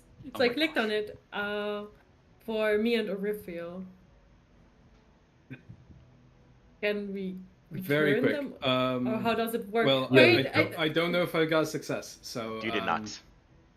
I returned it to 3. So if you used 1, it's fine. Okay. You can edit it. I didn't know. Is Rabbit the only one who got a success? I think he got a crit success. Like a critical success. Yeah, which means he can provide for one other person. So Gilly succeeded as well as Rabbit. So one of you is going to be out in the open.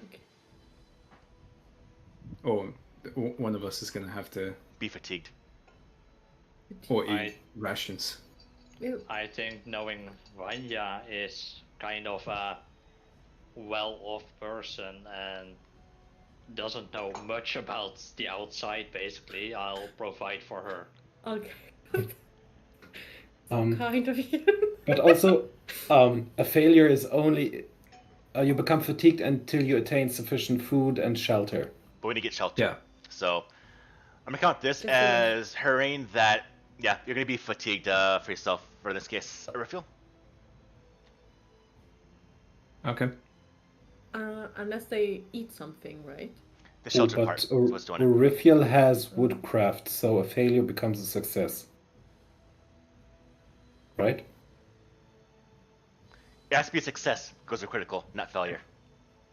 If you critical failure, okay, yeah.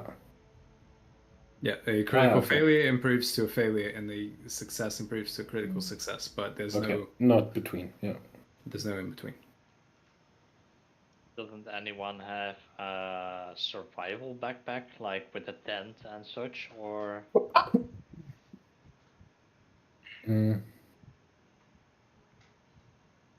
I don't know. Maybe it's just a more general thing than that. Yeah. So ultimately, bottom line is just that we'll go over right now that we just got a bad campsite done. Yeah. Some of us fared better than others. Yeah. It started to rain, and then all the water fell onto Orifiel's tent and just like water logged them. Just flooded him out. Bad luck. Just waking up with a like bad cough or something like that. Is there a thing where I can look up all the conditions so I can apply the fatigue for myself? There is. I can do that for you. Okay. If you click on the effect at first subsist situation, you can also see what it does, I believe. Okay.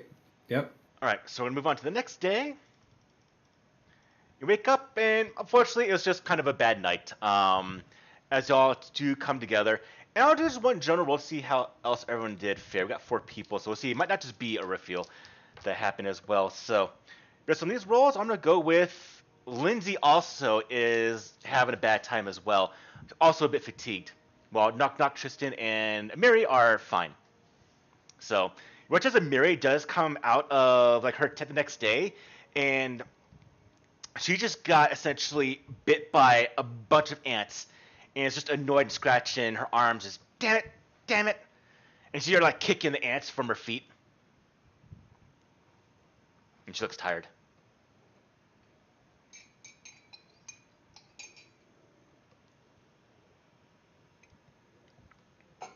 Okay. Right. And then we can go ahead and reconnoiter this place, looking for Tuskgutter. So, everyone, as you know, go about trying to find anything in here that is going to be, well, useful or Tuskgutter. Go ahead and give me perception rolls, please. Open rolls is fine. By the way, So Paul, that's- I have one question. Yeah. I took, as an archetype feat, I took Terrain Scout with Terrain Stalker, but I don't know which difficult or what types of difficult terrain are there.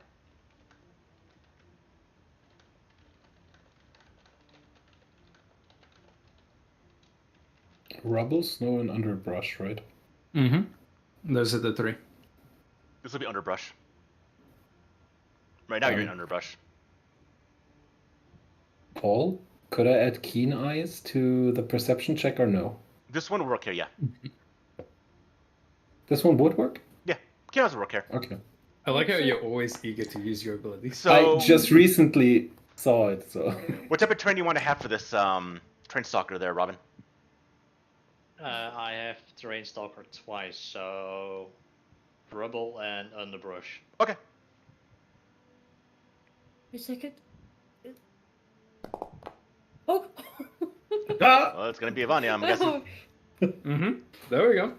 Oh boy. All right, Vanya's as all of starting you to shine. are moving around, you are not really seeing too much, just the typical jungle environment. You just are seeing the trees and the winds blowing through, the overgrown vegetation that's around. The occasional insects and animals are moving throughout this place. But one of you will discover something a little bit different. I think I hear something. Can you hear it too? It sounds like something like that. Oh. Yeah? No? Yeah, I think I'm not sure I follow. I don't- no. I mean, come on, just Hip, hip, hip. Is that? What is that? Hip, hip, hip. Good question. Oh my god, maybe it has children. Other babies.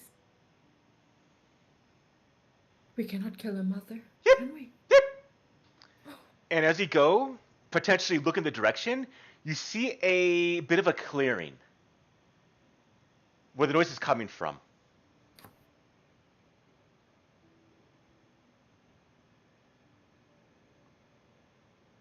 Do you approach?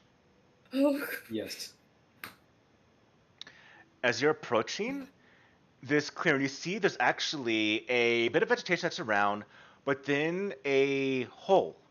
You hear the yip, yip, yip coming from essentially a pit. And as you kind of get near, you can see a Thessaline, very, very skinny, been there probably for some time, by the mix of droppings in the ground, and this is a pit that's 10 foot across, but 20 feet, or in this case, 3, 6, 9, 12, 15, like 6 or 7 meters deep in the ground. And you see an animal, which is pacing back and forth, but very, very skinny, and this is what it looks like.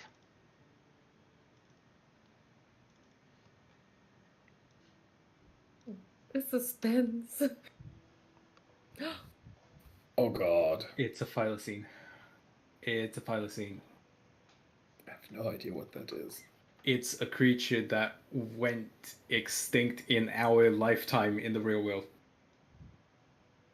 Oh. And I'm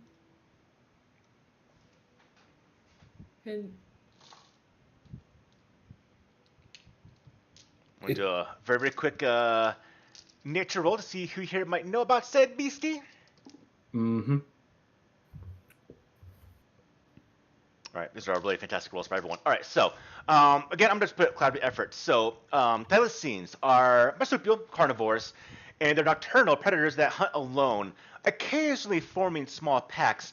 But because of their odd appearance, they have a far higher reputation than they normally would, and they play a sort of like a boogeyman role in farming communities. And they're easily mistaken as dogs or jackals, but the defining stripes on their gold-hued backs and unusual wide gaping jaws kind of give away that or negate that perception when you're very close to them. And they're very vocal. Yip, yip, yip. And they get to about 50 pounds at most. This one is about maybe 22, 23 pounds. Very, very. You see the bones peeking, the rib bones peeking from its skin because it's that skinny. Mm-hmm. In our world, this creature also has the nickname of the Tasmanian tiger. Ah, that's it. Okay. Okay, My yeah. heart is racing. I love this thing. Oh, okay. Should we try to save it? It doesn't So- look like a interesting quarry So for a it's there's a pit in the clearing. Mm-hmm. Is it trapped? Who's going near the pit? Is I it am. just the one like in the pit? Yeah. So who here went up to the pit to go and see inside? I think I definitely do. I will. Okay. So as Arithiel and Rabbit go near, and then they see this, you see the edges of the pit. Well, it's not trap made. It's just kind of natural. But the sides break away. You both potentially lose your balance and fall inside. I need you both to go ahead and give me a reflex saving throw. Oh boy. Ah! Oh no. Oh no! Oh no! Okay. So you watch as Rabbit keeps his balance and steps off of it. Arithiel, you actually fall backwards. You have one last chance as a reaction to go ahead and grab an edge. Which I believe is Can a I reflex saving throw also- again. Can I also make a roll to perhaps grab his hand or whatever?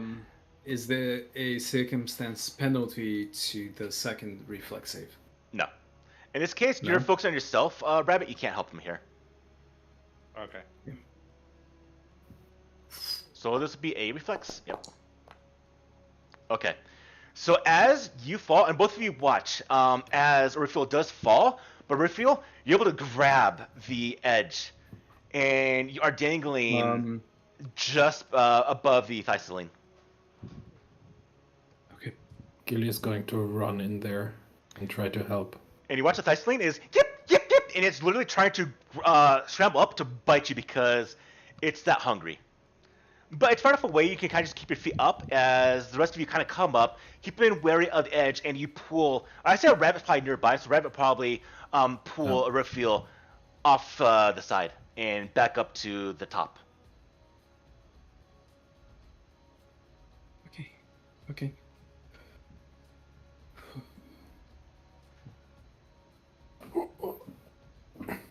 What? And looking down at it, saying, This is not what I expected. I was thinking we found the boar or something. It looks like a poor sight. Above Not board question. Yeah. Are these creatures endangered in Pathfinder's world? I don't believe so. Okay. Cool.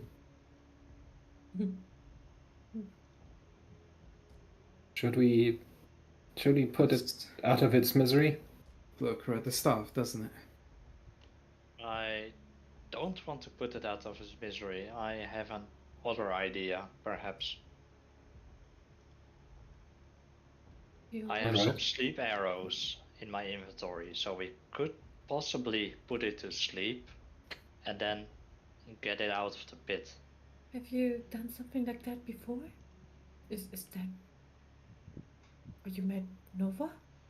I met Nova when she was stuck in a bear trap when she was still a puppy. Oh, This is if it's not your first time. I think. yeah. Let's let it loose again. Amiri will need some good hunts later. And Gilly's just is all right with the plan. Wait, Rabbit, are you planning to befriend this thing? If possible, I want to tame it as a second pet, perhaps. Oh.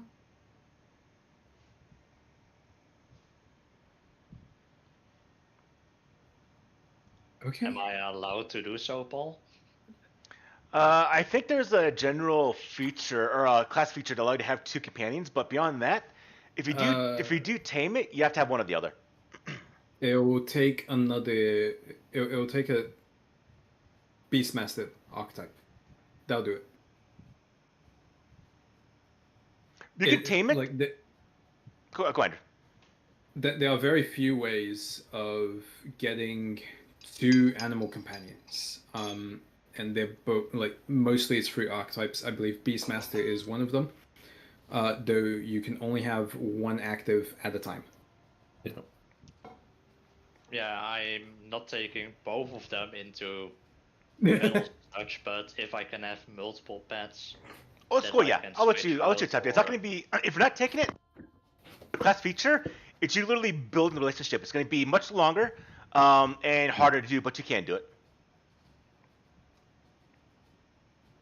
Like Nova is still gonna be the one that I'm taking into adventures and such, but I'd like to have at least one more pet or You want to befriend this, so you might be able to like, right? I think like it's a cool idea to have it somewhere roaming around, and then you can like go back to it. yeah. I just don't know how to do it. There's Like going to I be a should lot do. of nature rolls. A lot of nature rolls, yeah.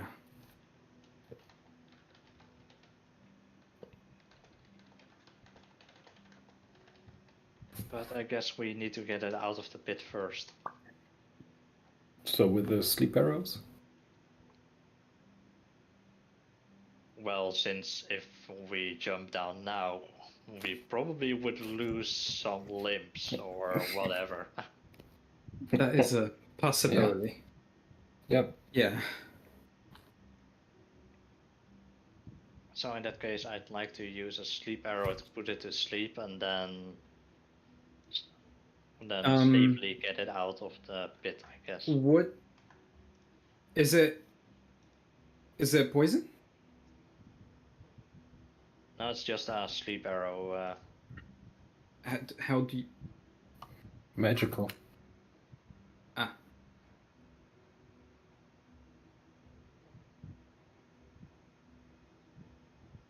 And it gets a save, huh? sleeps spell imbued in the arrow. Magical arrow. Well, let's find out.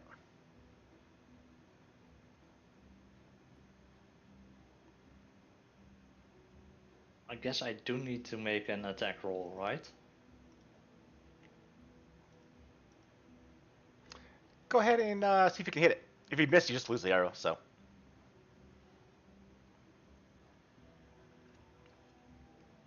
Am I allowed to also use Hunter's Aim in this case? yeah, get your full bonus. And it would be a volley, I believe, right? Yeah. Because it's below Oh yeah. 30 feet.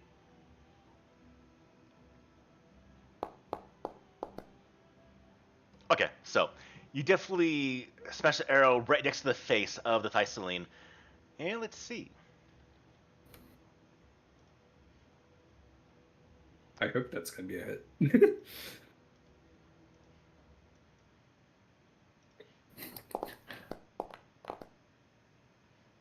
Actually, what kind of save was it? Let me check real quickly. Oh, okay. So Will save is right. Okay. Is it will save?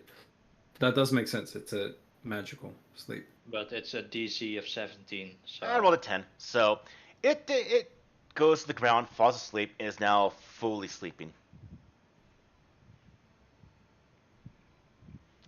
Remove that arrow, Rabbit. It is now gone. Yeah, damn it, I have one left now. Okay.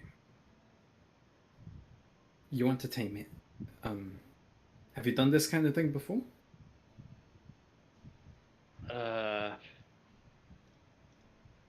Well, saving Nova out of a bear trap helped a lot, of course, so... Saving a puppy out of a bear trap and taming a starving animal is not the same thing. I know. But in this case, food will help at least. A lot of it. I'm not sure what their diet consists of.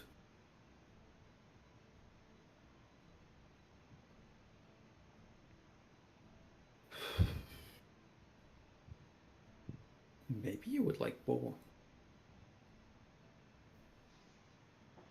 Well, I think any kind of meat will suffice, so... So who's getting the thing? Amiri comes up to the edge along with the rest of everyone else. All of you around this ring looking at the Thyceline. It's now sleeping. Look at it, it's skin and bones. I don't think it's worth anything as a target for a hunt. It's Rabbit wants to have it as a companion. I guess it's not just Gilly anymore who befriends everyone. It's also Revit. I couldn't. Rabbit has a way with animals. As Gilly put it, though, it's skin and bones. Once it wakes up, it's not going to be easy to tame. And I doubt we can keep it asleep long enough to find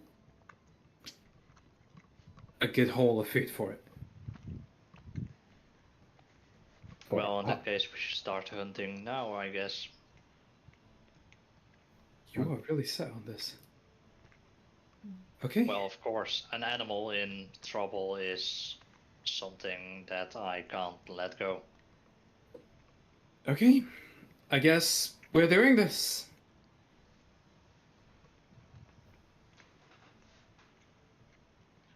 Orifio just looks to Amiri and it's like, this does make for a good excuse for competition if you can hold the biggest game. Yeah, yeah, I like that. Who can find something to eat? It is already. We have already looked around here plenty. I don't know if we'd have time to move elsewhere. Since we have explored this hex, we probably would know where a lot of animals are. Yeah. Mechanically speaking, we've reconnoitered, so we can't move to the next hex. Yeah. So. But what I will say, you do find, well, make this easy. You find a bit of boar tracks that are within the region, and they are within the northwest. Sorry, northeast. Yes, yes, yes. Let's go! I'm hungry.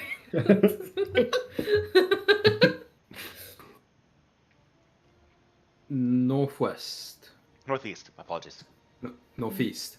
Northeast? Northeast. That would be here. Mm-hmm. Mm-hmm. Okay.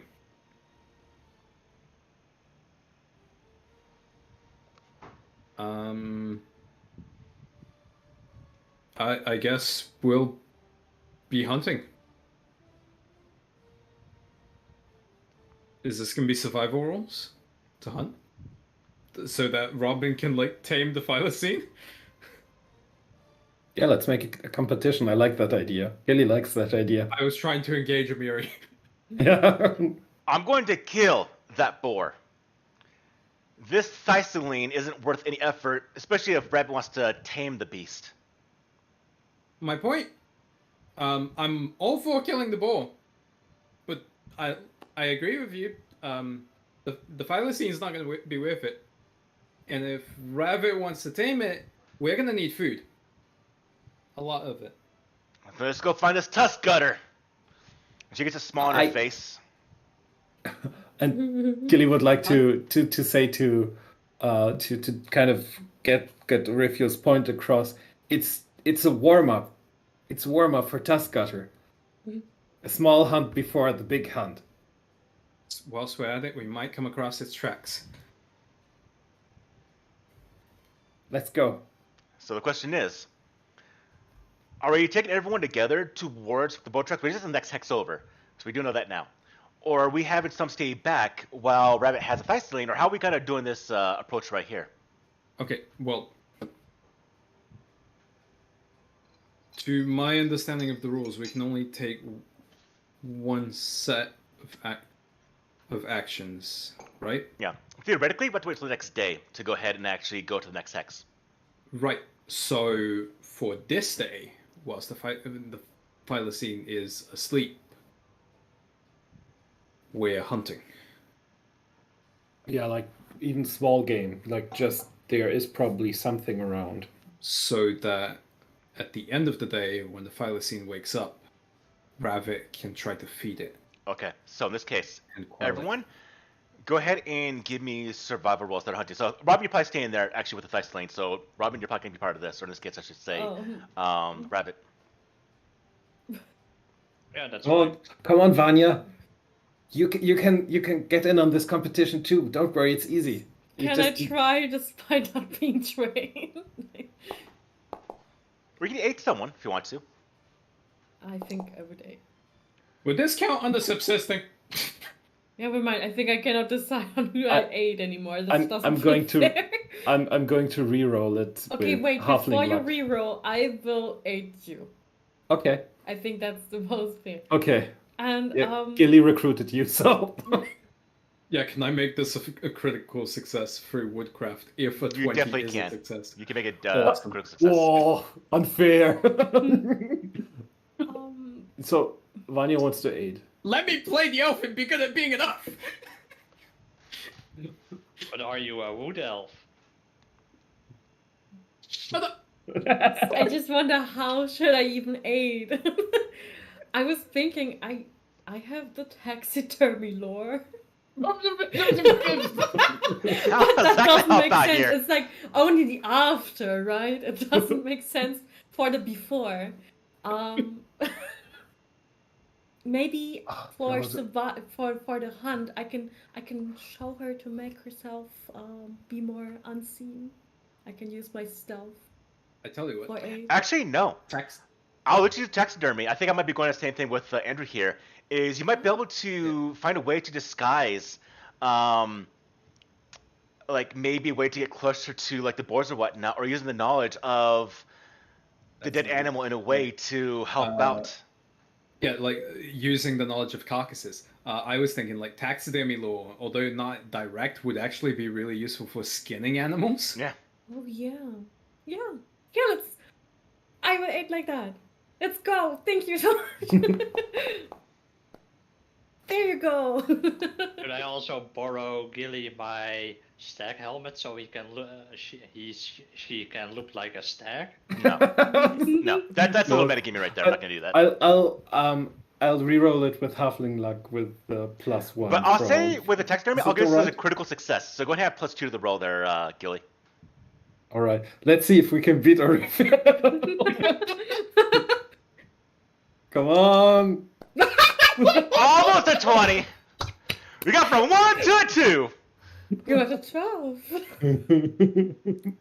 A 12. Like I think Gilly was a bit too competitive and too eager for it, and with Vanya maybe even talking a bit about the ways to taxidermy, something is like, yes, and then we'll do this, and then we'll do this, and it's talking way too loudly or something. I love the that- idea also- that this is the second time Vanya has tried to help, and she's talked to Gilly too loudly, and it's just proven unhelpful. This time That's Gilly is so into fun. it though.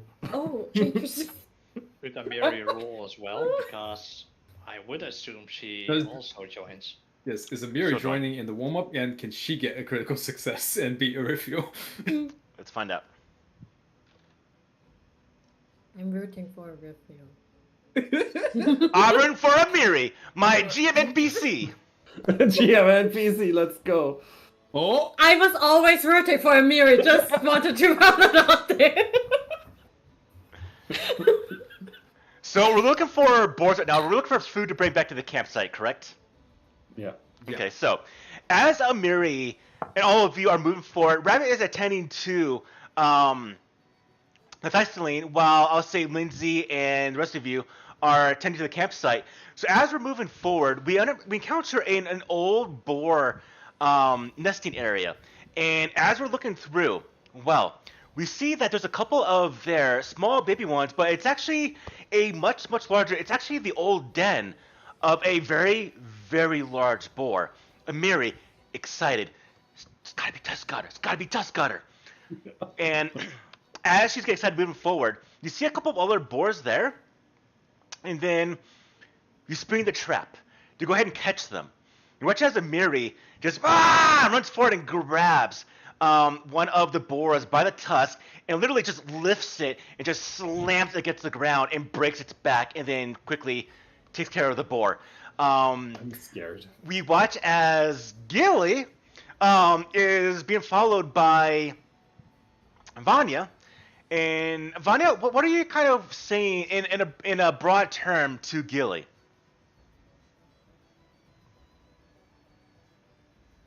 So the plan was for. Oh. Wait, what did we say again before Well, that? that I think that I need it was a, I with need in a little crunch. stealthy way to maybe either talking about the skinning of the animal and we are, I think, Gilly and Vanya are getting ahead of themselves. Yes, they're with talking about plans. the after the fact. Yeah, like we're planning for the after, and we're a bit distracted. Yeah. I think. And then we run into something and we don't even Well, have our weapons out. I'm gonna find out. Just- I'm gonna leave this for Rabbit. Rabbit's not part of this. Rabbit, what happens to cause Gilly to fail? Gilly is probably thinking about the boar stew for tonight. While Vanya is just continuously explaining and talking about taxidermy and how to set up a boar like it's still alive. And then they just walk into like multiple boars just grazing. Alright, so I got it. So while Amiri sees the boars, Raphael sees the boars, they're moving slowly, and you see, yes, this is how you do with taxidermy. You watch as Gilly and Vanya just stumble into the nest itself, not even realize it's right there in front of them, and spooks the boars, where at that point, Amiri's like, ah, damn it! And she runs forward, grabs the boar, does thing. How do you, Raphael, get your catch of, let's say, 2 boars? I think Raphael probably was quite useful at like tracking them down and like finding this den of boars, but Raphael hasn't always been the best hunter. So what I'm gonna say is summon animal. Yes. And maybe like lucks out and gets like a hunting dog sort of like relative creature. And gets that to help out with the hunt, and a couple boars like shoots off like a few produced flames like starlight, just flinging toward them. Okay. And yep. All right. And at the end of it, walking back towards the camp, Rabbit, you see Amiri carrying 2 boars over the shoulders. I imagine Gil would probably be carrying the other one, and then the rest of your companions, Raphael as well as Vanya.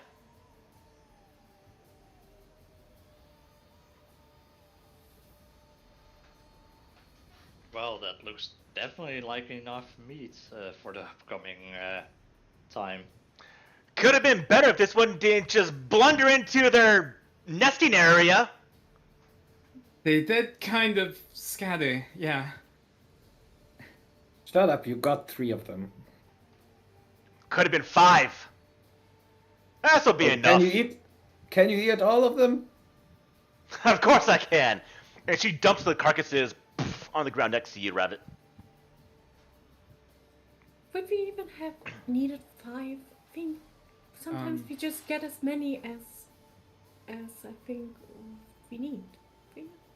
3 is already really good. We're not gonna waste them. Starving creature here. You're what? 1 is plenty for it. We're hunting for a starving creature. I should hope 1 might be enough. Yeah. Maybe 2. It's enough for everyone right now. In fact, we'll actually go ahead and give you all, with this, take in 16 basic rations. Or take in 16 ingredients. Now, at this point in time, the thysseline will actually start to stir, Rabbit, next to you.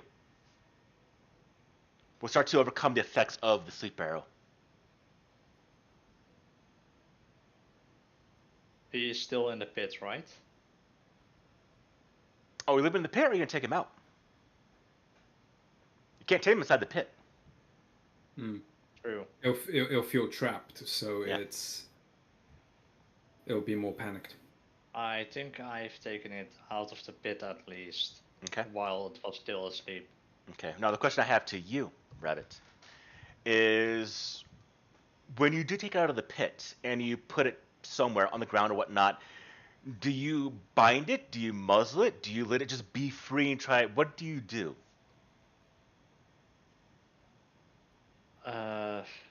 If I bind it, it would probably not like it and think we would attack it.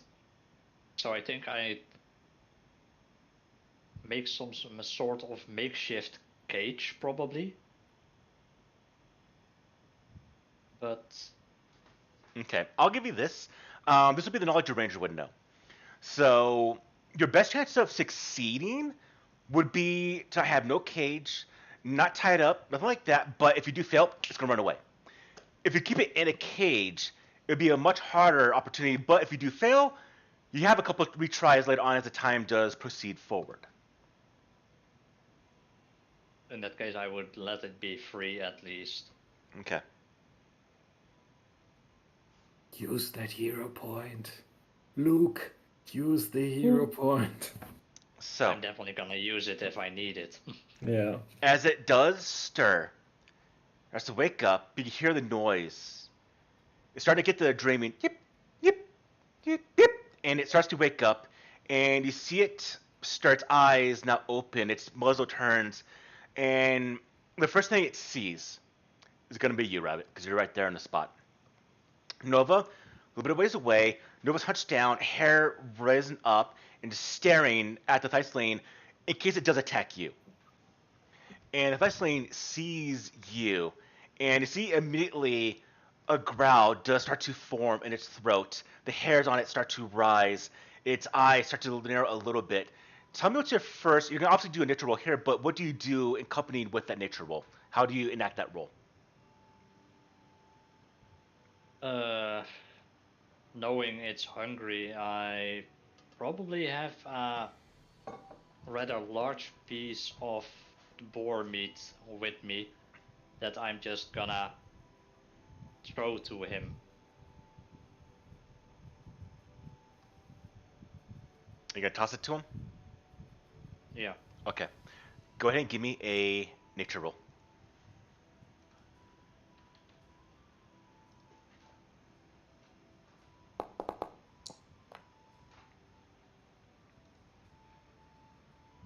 Okay. You toss the meat, and it lands on the ground right in front of it. It does startle back, and then it kind of leans forward a little bit, still on its haunches. It hasn't gotten up yet. It sniffs, and it immediately starts to grab the meat, and it starts to consume it. And before long, it gets off its hind legs, it gets up, it fully stands up, consuming the meat, and then looks at you. It stares at you for a little bit. You see Nova looking. You see all of you maybe looking a bit ways away, not want to intervene with this. And it just bolts and runs away into the tree line.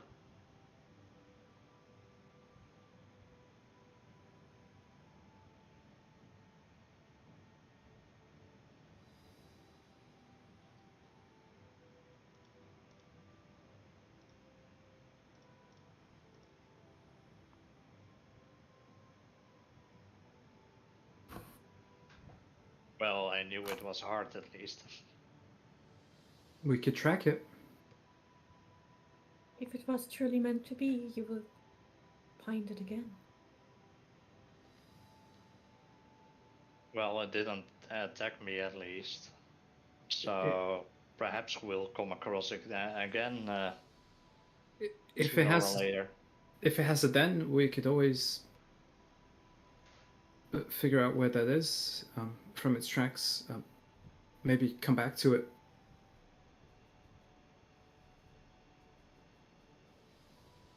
Yeah, definitely. Do you want to use the rest of the day, see where it went? Or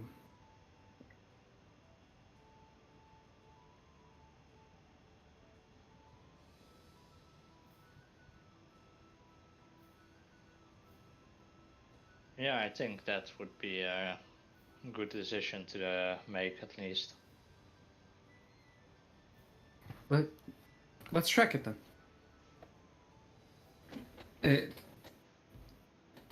It ran away now, but it didn't attack you, so it's not. This doesn't have to be a loss. True. Come on, But and we should probably take more meat with us at least because it was starving. we still have quite a bit. Come on, I don't think its tracks will be too hard to follow. Or if you're maybe trying to like cheer up Rabbit, is very eager to like try and track this animal. Rabbit, give me a survival roll. It's for tracking.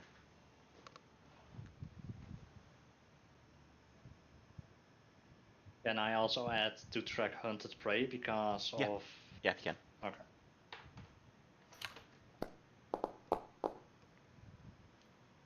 I'm gonna hero point that. Okay.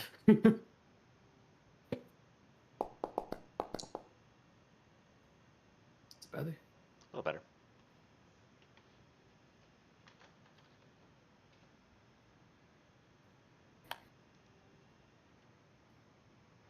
So let's see. As you go to track it, you don't get any tracks at all. It's a bit of a stealthy prey. Stealthy animal, I should say. Not really prey for you.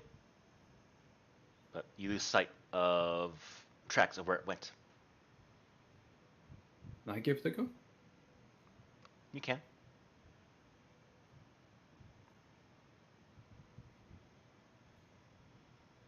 Maybe wait, um, because maybe Vanya could try to aid and help.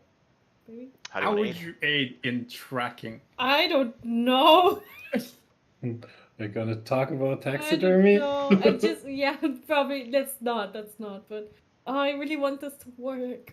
Okay, Would do it. I can't. I have. I think it would be fine. You're gonna talk about taxidermy while we're tracking I my think new pet? that's counterproductive.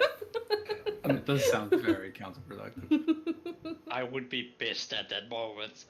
Oh my god, yeah, but wait, can Gilly maybe aid? could I help a bit out How? to maybe push?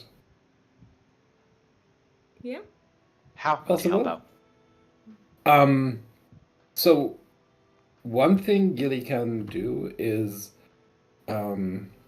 without her armor, without any heavy weaponry, she is very quick, especially for a halfling, and she has an almost not really unnatural, but very like keen sense of where to go in a forest. She's very at home in the underbrush of a forest in ways that maybe taller folk can't. So this is going to go to some tracks that are not possible. So I would do it with a survival. Okay, give it to me.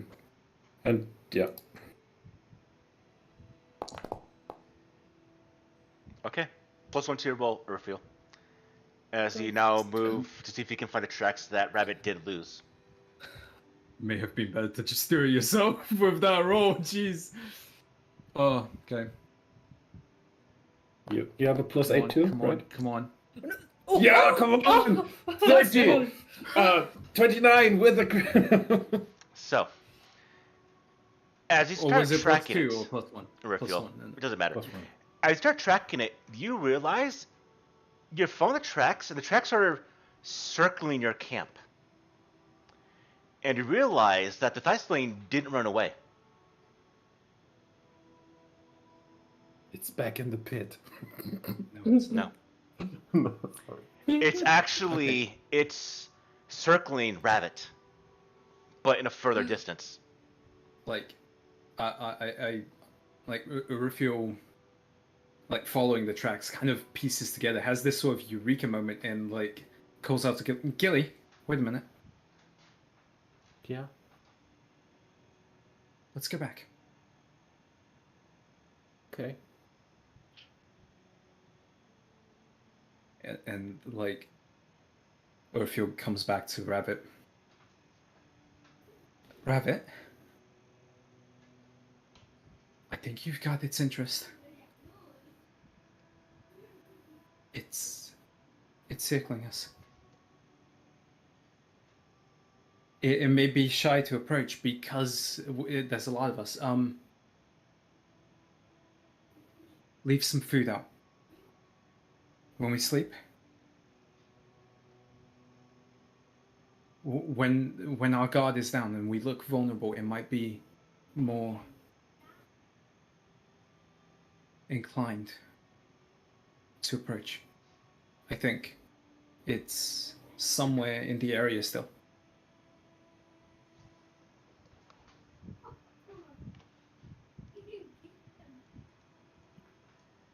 Well, if you followed its tracks and you think that's the best call, then It's still let's around try it. here. I'm certain of it. Sorry for the background noise, guys. You're good. Don't worry. Then let's put out some meat and hope for the best in that case. Yeah. So Let's. if the watch this night hears any sort of rustling, we'll wake you, grab it, Yeah. so you can do your thing. Good point. Ravit, you should probably get a full night's sleep, and the rest of us will take watch.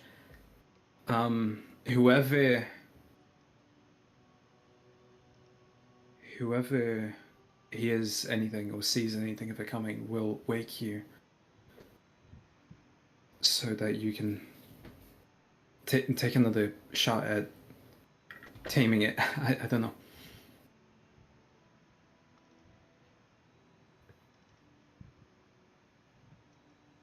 Yeah, sure, let's do it. Okay. And we'll start setting up camp. Okay. Now, I know our goal is to get to Tuscany. We have the tracks. So we can fast track this, no rolls. I'll count for this here. Just remove the rations, and we'll go ahead and move towards Tuscany for the next day.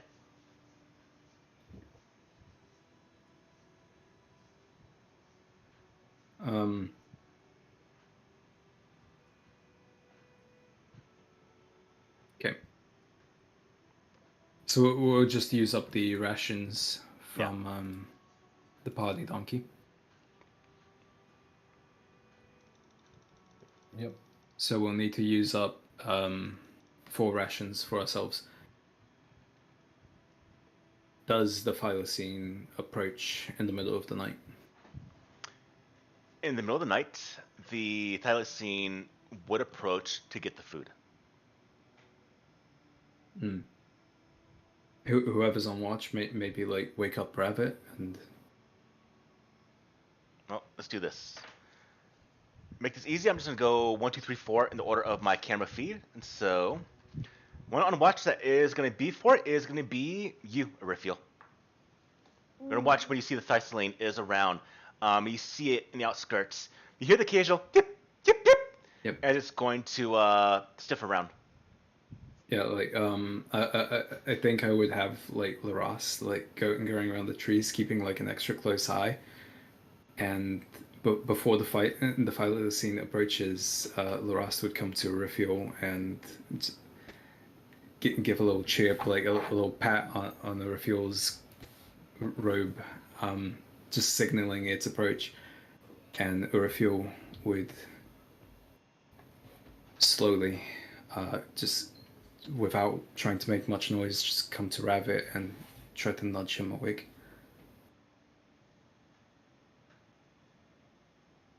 Ravit? Ravit? You there? I think it's, wake up, buddy! Is it already time to wake up then? It's the, I hear it. Just. I think it might be approaching. I have no plan from this point. No, it's fine. I'll think of something. Or if you'll just kind of look toward the little stash of food that we prepared for the Thylacine. Okay. In this case, now, Rabbit, what do you do?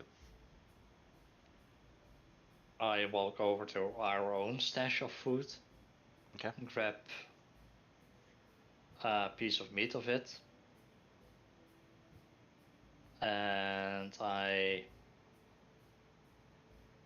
just sit slightly outside of camp in the darkness, just Okay. waiting and watching for the Thylacine to approach the pile of food that we set out. Okay. Give me a nature roll again.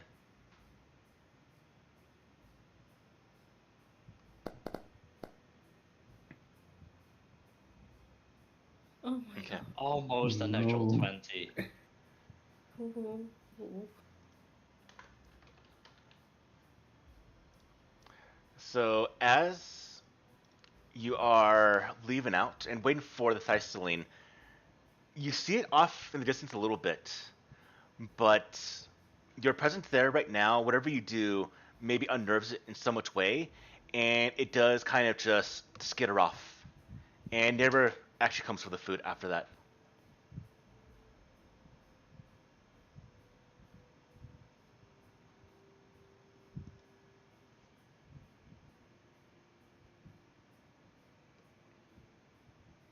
I shouldn't have wasted my hero point earlier.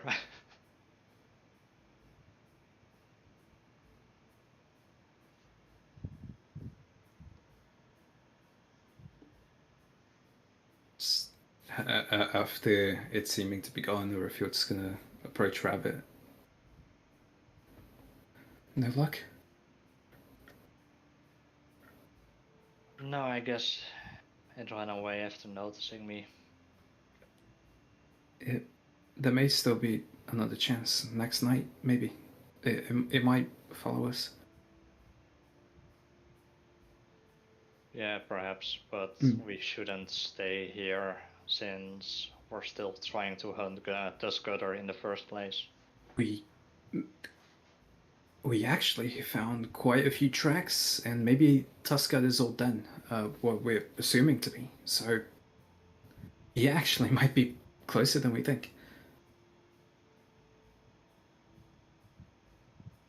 But yeah, I'll continue the watch. Get some rest, Rabbit. All right. The morning. Then Sorry, go, Robin. I just walk back to camp, throw the meat on the pile, and go back to bed. Okay. So as the morning does arrive, all of you waking up. The rest of you kind of look around to see if maybe knowing what the plan was going to be. You look around to see if maybe the Thessalian is going to be nearby. So Lindsay is looking around. Amiri doesn't really care right now, but you see Lindsay come over to you, Rabbit, as you wake up. So how did it go? Is he still around? Is he following us? I honestly don't know. He approached the camp last night, but I guess he spotted me and then ran away. Well, you're a fantastic ranger, Rabbit. So I'm sure.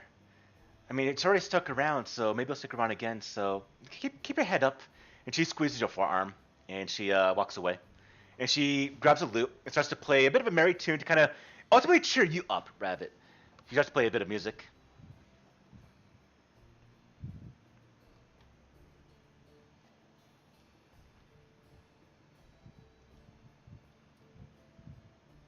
Are we ready? We know the path. We see the trails. We see the old dens. Or we want to go towards Tuskgutter. Let's go. Let's go. So, as all of you start to make your way through the woodlands, through the Nar marshes, heading out, following the tracks, and you're uncovering other dens. And where these dens always accommodate, you see the bed, whatever it used, is always much larger than the typical boars around. And you suspect, Amiri, excited, this has got to be it. Look how big this is.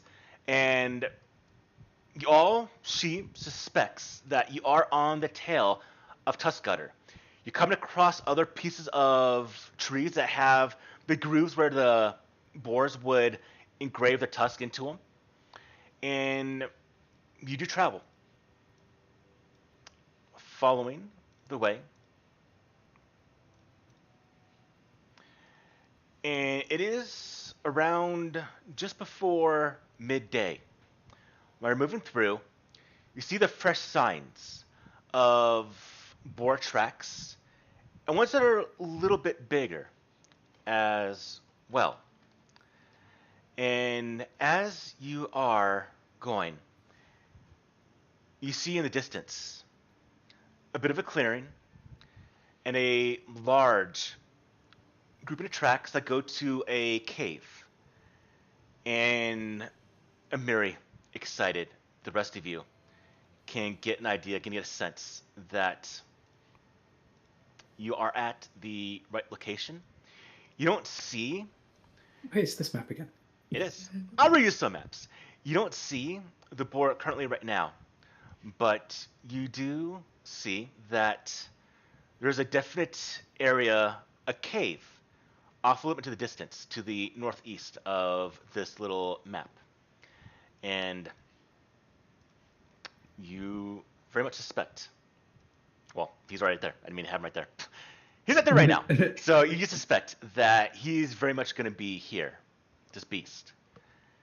And as you all kind of start to plan out, you see Amiri kind of turn around. She steps up to in front of all of you. Turns around. I always want to prove myself and what I can do against all the ones in my tribe that didn't believe in what I was. Can I hunt this myself? On your own? Yes. If anything goes bad, do you want us to help or? Just If this thing seems to start getting the best of me, then yes, I would like some help. But I want to prove to myself that I can take this thing on and take it out myself. So that I'm a true warrior, and what all the other fools thought about me. And if you would give me the respect to earn this for myself. We'll definitely let you do this on your own if you want to. And just let us know if you need any help. If you think I need it, then you can step in. I just want to let you know that by us not helping is because we trust that you can do that. We believe. Thank you. I will provide as little help as physically possible, even if you need it. I want no outside help. No No, spells. what I mean to say is, if it looks like you're struggling, I will hold back. All right. She smiles. She grabs the haft of her big-ass bastard sword, brings it out, carrying it with an ease, holds it, grabs it with the other arm. She turns around, and she starts walking across the landscape. Come on, beast! Come out of that lair! Time to meet my blade! And she starts doing, essentially, well, it's a kind of fit, maybe a bit of like a haka. And doing that kind of like the noise, that chanting that words would do. I think it befits a wearer of Amiri's caliber. And this definitely does draw. Coming from the cave entrance, a single massively large and other boards, almost double the size. Amiri starts to smile and starts to laugh. This boar, you hear, start to scream inwards, and then it rushes forward. And now, I'm gonna roll initiative against myself. But no, that's boring. I'm not gonna do that. So, we're gonna play a bit of an interesting game right here of my NPCs fighting myself as a GM, but you're all gonna do the rolling for me. So, George, roll me d20 for the initiative for Amiri. And All right. Andrew, give me d20 for the initiative for the boar. Let's go. Can I give Amiri a hero point of mine? Because I think it's fitting. That's so cute. With what she said, I had that before. It's called Cold Foe. That she might use that sometime. Get a +2 against one foe, but like a -5 to everything else. And with her determination, I would like to give her that hero point. I think hero don't card. want to do that, but it's really hero-like to give someone else a hero point, right? No, stop it. No, sorry. You're trying to No, I'm not trying anything. the hero point economy going. It would make sense to have Amiri have her own hero point in this case. All right, everyone. I actually had an He errand is an I need to iconic? run, so I had to. Oh. I had a thing I needed to do at 2 o'clock here for about 5 minutes. So let's take another 10-minute break, and then we'll come back and we'll finish this out. Okay. Okay. Okay. All right. I mean, Amiri is an iconic. If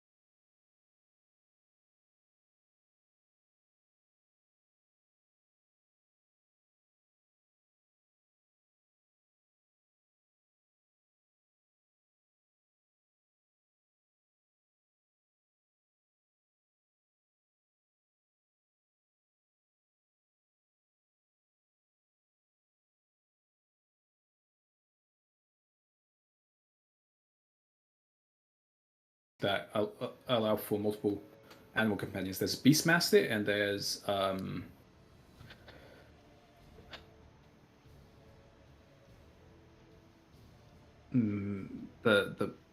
the mammoth rider one.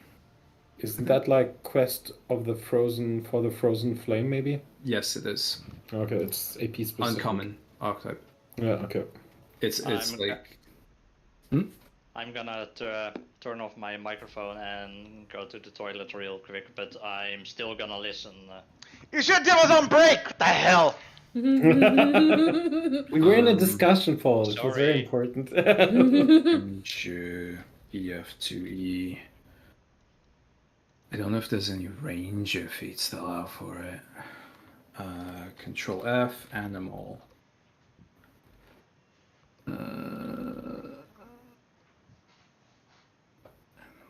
Feature. Mature animal companion.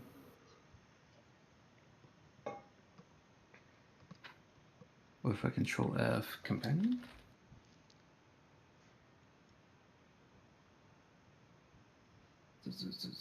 Heal companion, companion's cry.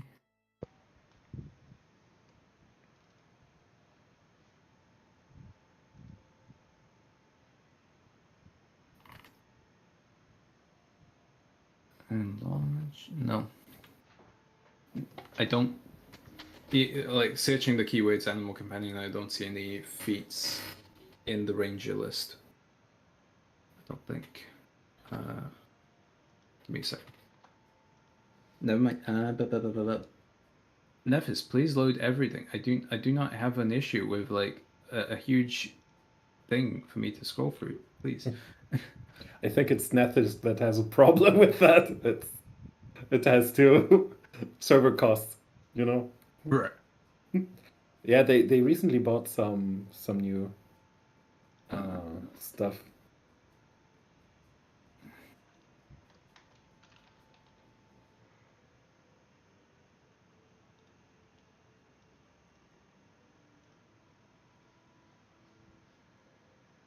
Readable.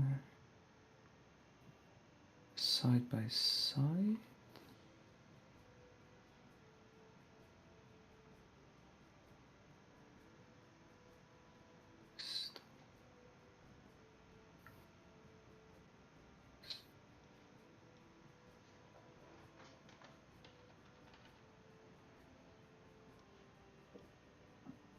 No, yeah, I've just looked through all the way to the level 20 feats. There's no ranger feat, I don't think, to take a second animal companion. At best, you could, like, yes, tame a creature and, like, leave it at home, I guess, for, like, downtime roleplay and such. Yeah. Or, like, occasional aid in the forest that it lives. But without Beastmaster, you can't get that second companion, I don't think. Okay, so we're gonna begin this encounter right now. Boss battle between these two foes, and first we have Tusk Gutter getting the lead. Tusk Gutter is gonna go ahead and do a charge. And is going to go ahead and just squeal. Ah! That's not a boar. Whoa. It squeals like a boar. It squeals like a boar. Sorry. I'm not doing that sound effect. It squeals like a boar and charges in. The sound effect that you put up earlier was fine. Yeah. Yeah, we're doing that, but much I louder, tried to much more imitate. grandiose, as it charges across the landscape, and we're not able to actually get there in time. So it's gonna go ahead and no, I can't. Sorry, it has a speed of 40, so it can't get there. So it charges across the landscape. All of you as spectators watching, Tusk Gutter comes in to do that charge and that boar strike against Amiri. Robin, I should say, because you're not playing a character. Robin, give me a D20 roll as it goes to gore Amiri. All right, the attack in this case is going to go ahead and be a So 17. Amiri just grabs the boar by the reins with one hand and keeps it away and smacks the head with the hilt of her sword, having the boar rear back. It's all gonna be 2 actions. It's gonna go for another action, another attack. Now its last attack to go ahead and gore this. For you, Olivia, give me a d20 roll, please.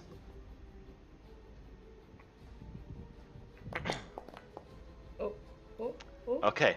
In this case, now it's going to be 17 plus 6. So that's going to be a hit. So the boar now gores Amiri's side. Go ahead and roll me 2d6 damage for yourself, George. 2d6 coming up. All right, Amiri in this case is going to go ahead and take 13 damage as the boar does gore into the leg of Amiri, blood drawing. She gets angry, pissed off. So first action on her turn, Andrew. She's going to raise the attack. What'd she do? Wait, what? You're asking me what she does? Yes. What? Oh. Yes, rage. All right, so she bursts into. I mean, you see her literally like scream in rage and anger, the blood pouring down her leg. As almost you would seem, she gets a little bit bigger as she goes into a full-on rage. Is rage a single action? It is. Has she got like a power attack or anything? Well, that's not for you to decide. That's now for Robin. Oh. Robin, second action, holding that big-ass weapon. What does she do? Does she attack? Does she intimidate this boar? What does she do? Power attack. Doesn't have power attack. Can't do that. She didn't attack. She's probably going to intimidate him. Okay, let's see. Quickly. Alright, sorry. So you can do what? Intimidate? Yes. All right. But is that does it have a concentrate? She's got trait rage or intimidation. She can. So go ahead and give me a d20 roll, Robin. Can she do it without the penalty because it doesn't share a language? Well, we'll see. So that's gonna be a. So she screams, she roars, but Tuscutter is a big boar. It's dealt with nasty people before. You see the scars all over its body. It don't care. It don't care. Now, third action has not attacked yet for you, Olivia. What does Amiri? Does she attack with it as her third action? She has full guess she bonuses right now. I guess she attacks. Okay, give me a d20 roll there, Olivia. So, she swings the blade of her giant weapon, and so go ahead and be a 19. It comes in and just hits the side of the haft of the end of the boar, cleaving a bit of hair, but not ultimately hitting the boar at all. It now goes to the boar, as it's now pulling back, going to rear again towards Amiri. The boar is going to go ahead and just try to rush back away from Amiri to get that distance, and now it's going to go ahead and do another boar charge. Amiri can't follow through as she steps forward, but the blood pouring down her leg keeps her from moving forward. The boar charges down. So, for you, George, give me a d20 roll as the board goes to gore Amiri. Yes. Goes forward. I'm sorry. Oh my god. Well done. Well done, George. It's going to be a 30. The dice listen. That's going to be a crit against Amiri. So, Andrew, roll me 2d6. Oh, it has a +8 to damage. Oh my god. Let's go. Something like. Oh!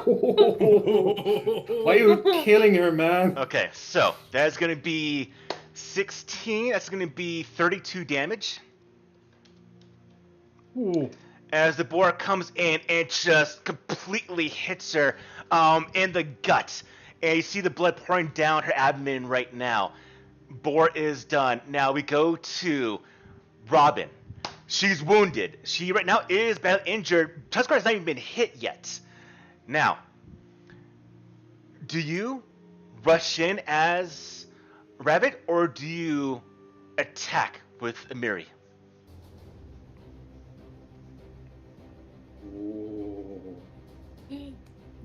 Oh. She's badly injured.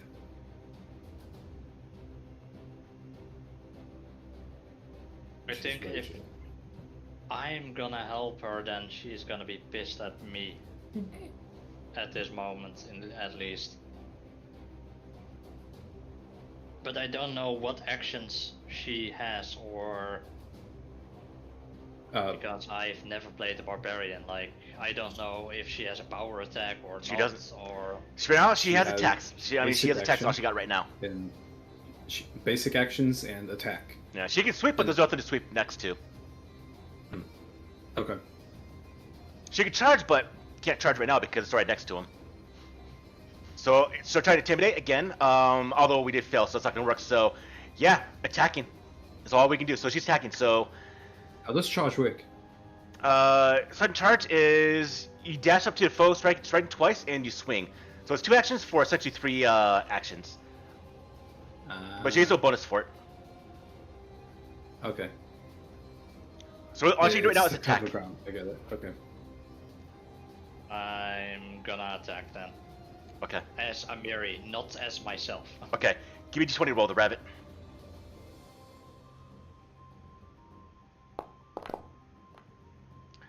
Okay, that's going to be a 26. All right, it's going to be a hit against the board. It does swing in.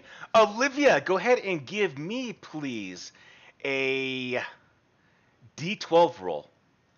This is going to be super swingy. All right, Dust Gutter does get hit for 14 damage. Pretty big blow that does cut across the face of the boar, drawing a line of blood across its face, its eye. One of the ears does kind of slightly fall off, hanging there by a thread, but is still standing. We go to George. Second action. What's it do? What's he do? The damage. Is that in, with the 2 additional damage on melee strikes? On what strikes? From the rage. Yeah. From the rage. Hey, let me see real quick. Let me roll. As Oh no, I didn't add it, so it's 6 more damage. Thank you, Robin. Add 6 to that. Alright. Rage is +6. For her, yeah. Plus 6 damage. Oh, higher level. Okay. So Okay.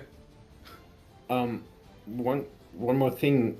I think what she's going to do as she's raging, I think she is going to continue attack. What did you want to say? Not to play devil's advocate, but It actually already his could, yeah, it is. I didn't notice that. Yeah. Okay. I think as she's raging, Paul, what you asked earlier, she's going to continue attacking. Alright. Give me a d20 roll. Alright, that's going to be a... Let's see, 520. That's going to hit the boar. Andrew, roll me a d12, please. It's gonna be so swingy. Alright, another swing comes in 17. and just smashes into the boar's side. The blade going in about 1 or 2 inches deep. And she pulls it out, screaming, as you see blood fly across the air. Third action for Rabbit.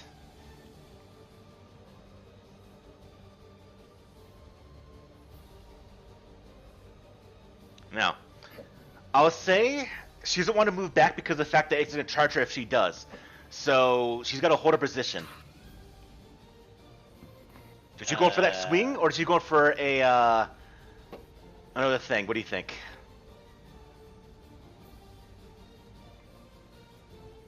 I think with how Amiri normally acts, she's probably gonna grapple. Yes. Or All right, it's gonna be tough though because of what it is. Give me a d20. Give me a d20 roll. I was thinking grapple as well. Not gonna lie. All right, let's see. So that's gonna be 8, 25, 15. So, a very good attempt. She does go to grab. She grabs the tusk of the boar again, a place to have leverage, but the boar just rips out of her hand, blood drawn across her palm. Not gonna be a success. Good roll if you have -10 into the roll. All right, we now go to the boar. Same thing, boar's injured. It rushes back towards the landscape. Amiri turning towards it. It's going to charge back towards Amiri. Olivia, D20 roll for the boar. Why do I roll so high? All right. George, It's what going can to be be rolling damage? a hit. So it's going to be a 27, not a crit. So go ahead and roll Barely. me. George, damage for her, 2d6. Damage for the boar. Middling. Middling is good. All right, Amiri, take some more damage. Another wound on her calf this time. You see parts of the skin get ripped apart, get ripped away. She lifts a little bit, holding the sword, but she's still viciously angry. All right, we now go to Andrew.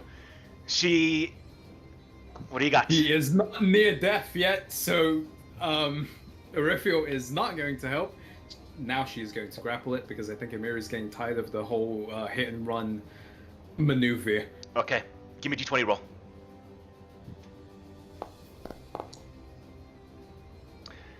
She Can we hero goes to point try. All right, I hero point that.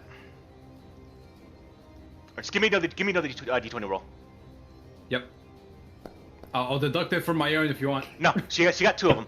All right, so you Yes. come in, and this will definitely do. Let's see how much the actual difficulty is. So it's gonna be a 22. So not a contest, but it is grabbed right now. All right. So she grabs the board. She grabs the mouth of it, just screaming angry. Hold it there, blood going down her hand, and then Robin, second action, board in one hand. What does she do?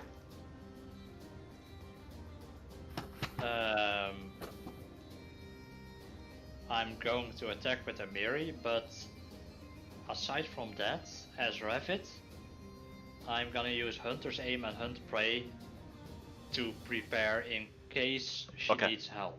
Okay. All right. Give me a d20 roll.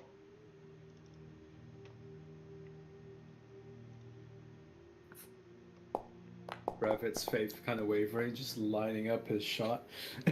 So she comes in. She has one more hero point if you want to use it, or save it for her next turn potentially. Let's see, this. would She's be at minus this, 5 right I now. think. Yeah.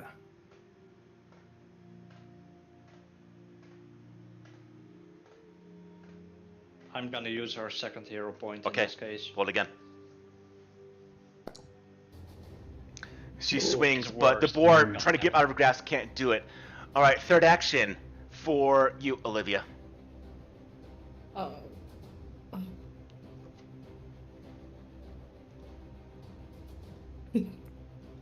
Attack again. Okay, give me a d20 roll. It's minus 10. Yeah. Get that 20. Come on.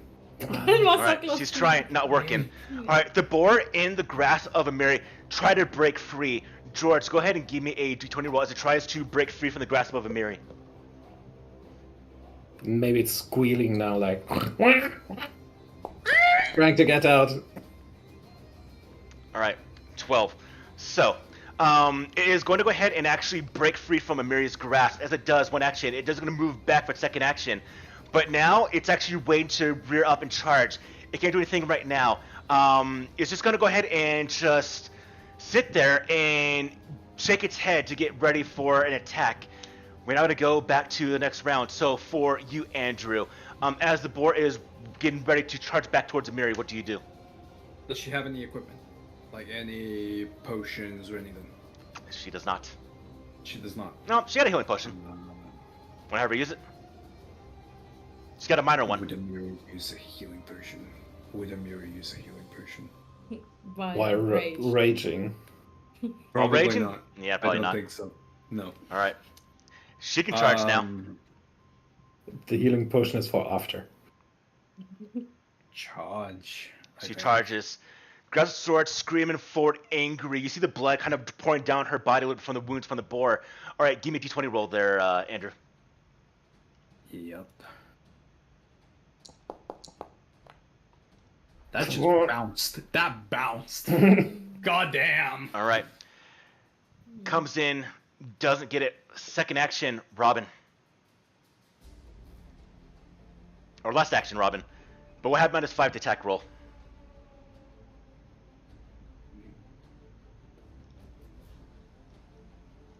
He's definitely gonna attack again. Okay, give me an attack roll. D20. That Yes. will do it. Hits the boar. Olivia, Come roll on. me a D12. Come on! Oh, come on! No. 16? Middling.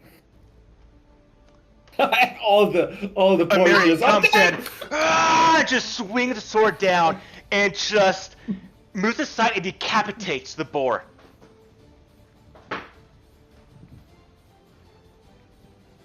And the boar falls to the ground, dead. You see Amiri just there, panting. And you see that the boar on the ground, she kicks the head, it rolls to the side. She looks at all of you, and she goes, ah! Screams, hold the sword above her head.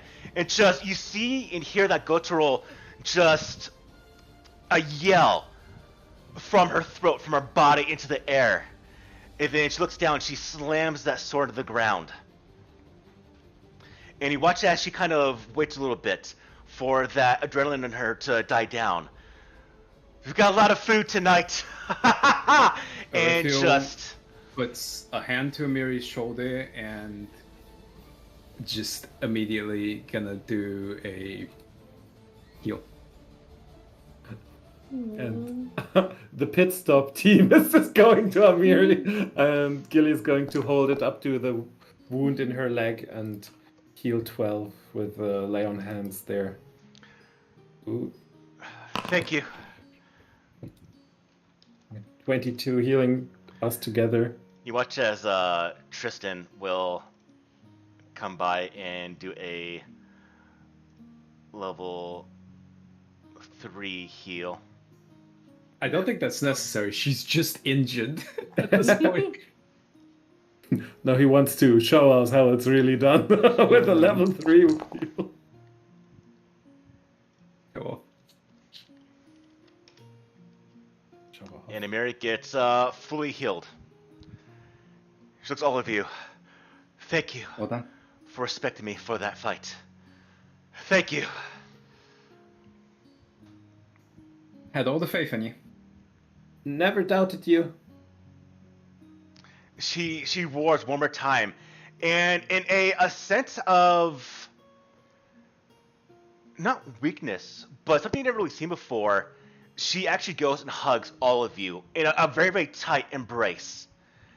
And you see slightly down one eye before she just takes it away, a possible tear. And then it's just a very quick hug, and then she throws you back, all of you. Come on! So we need some good food to cook. And she just walks forward before any of you see her face. And she walks off towards everyone else. And I think that We're having steak tonight! this will end today's game. This would be a pretty trophy. Do we have alcohol to go with it?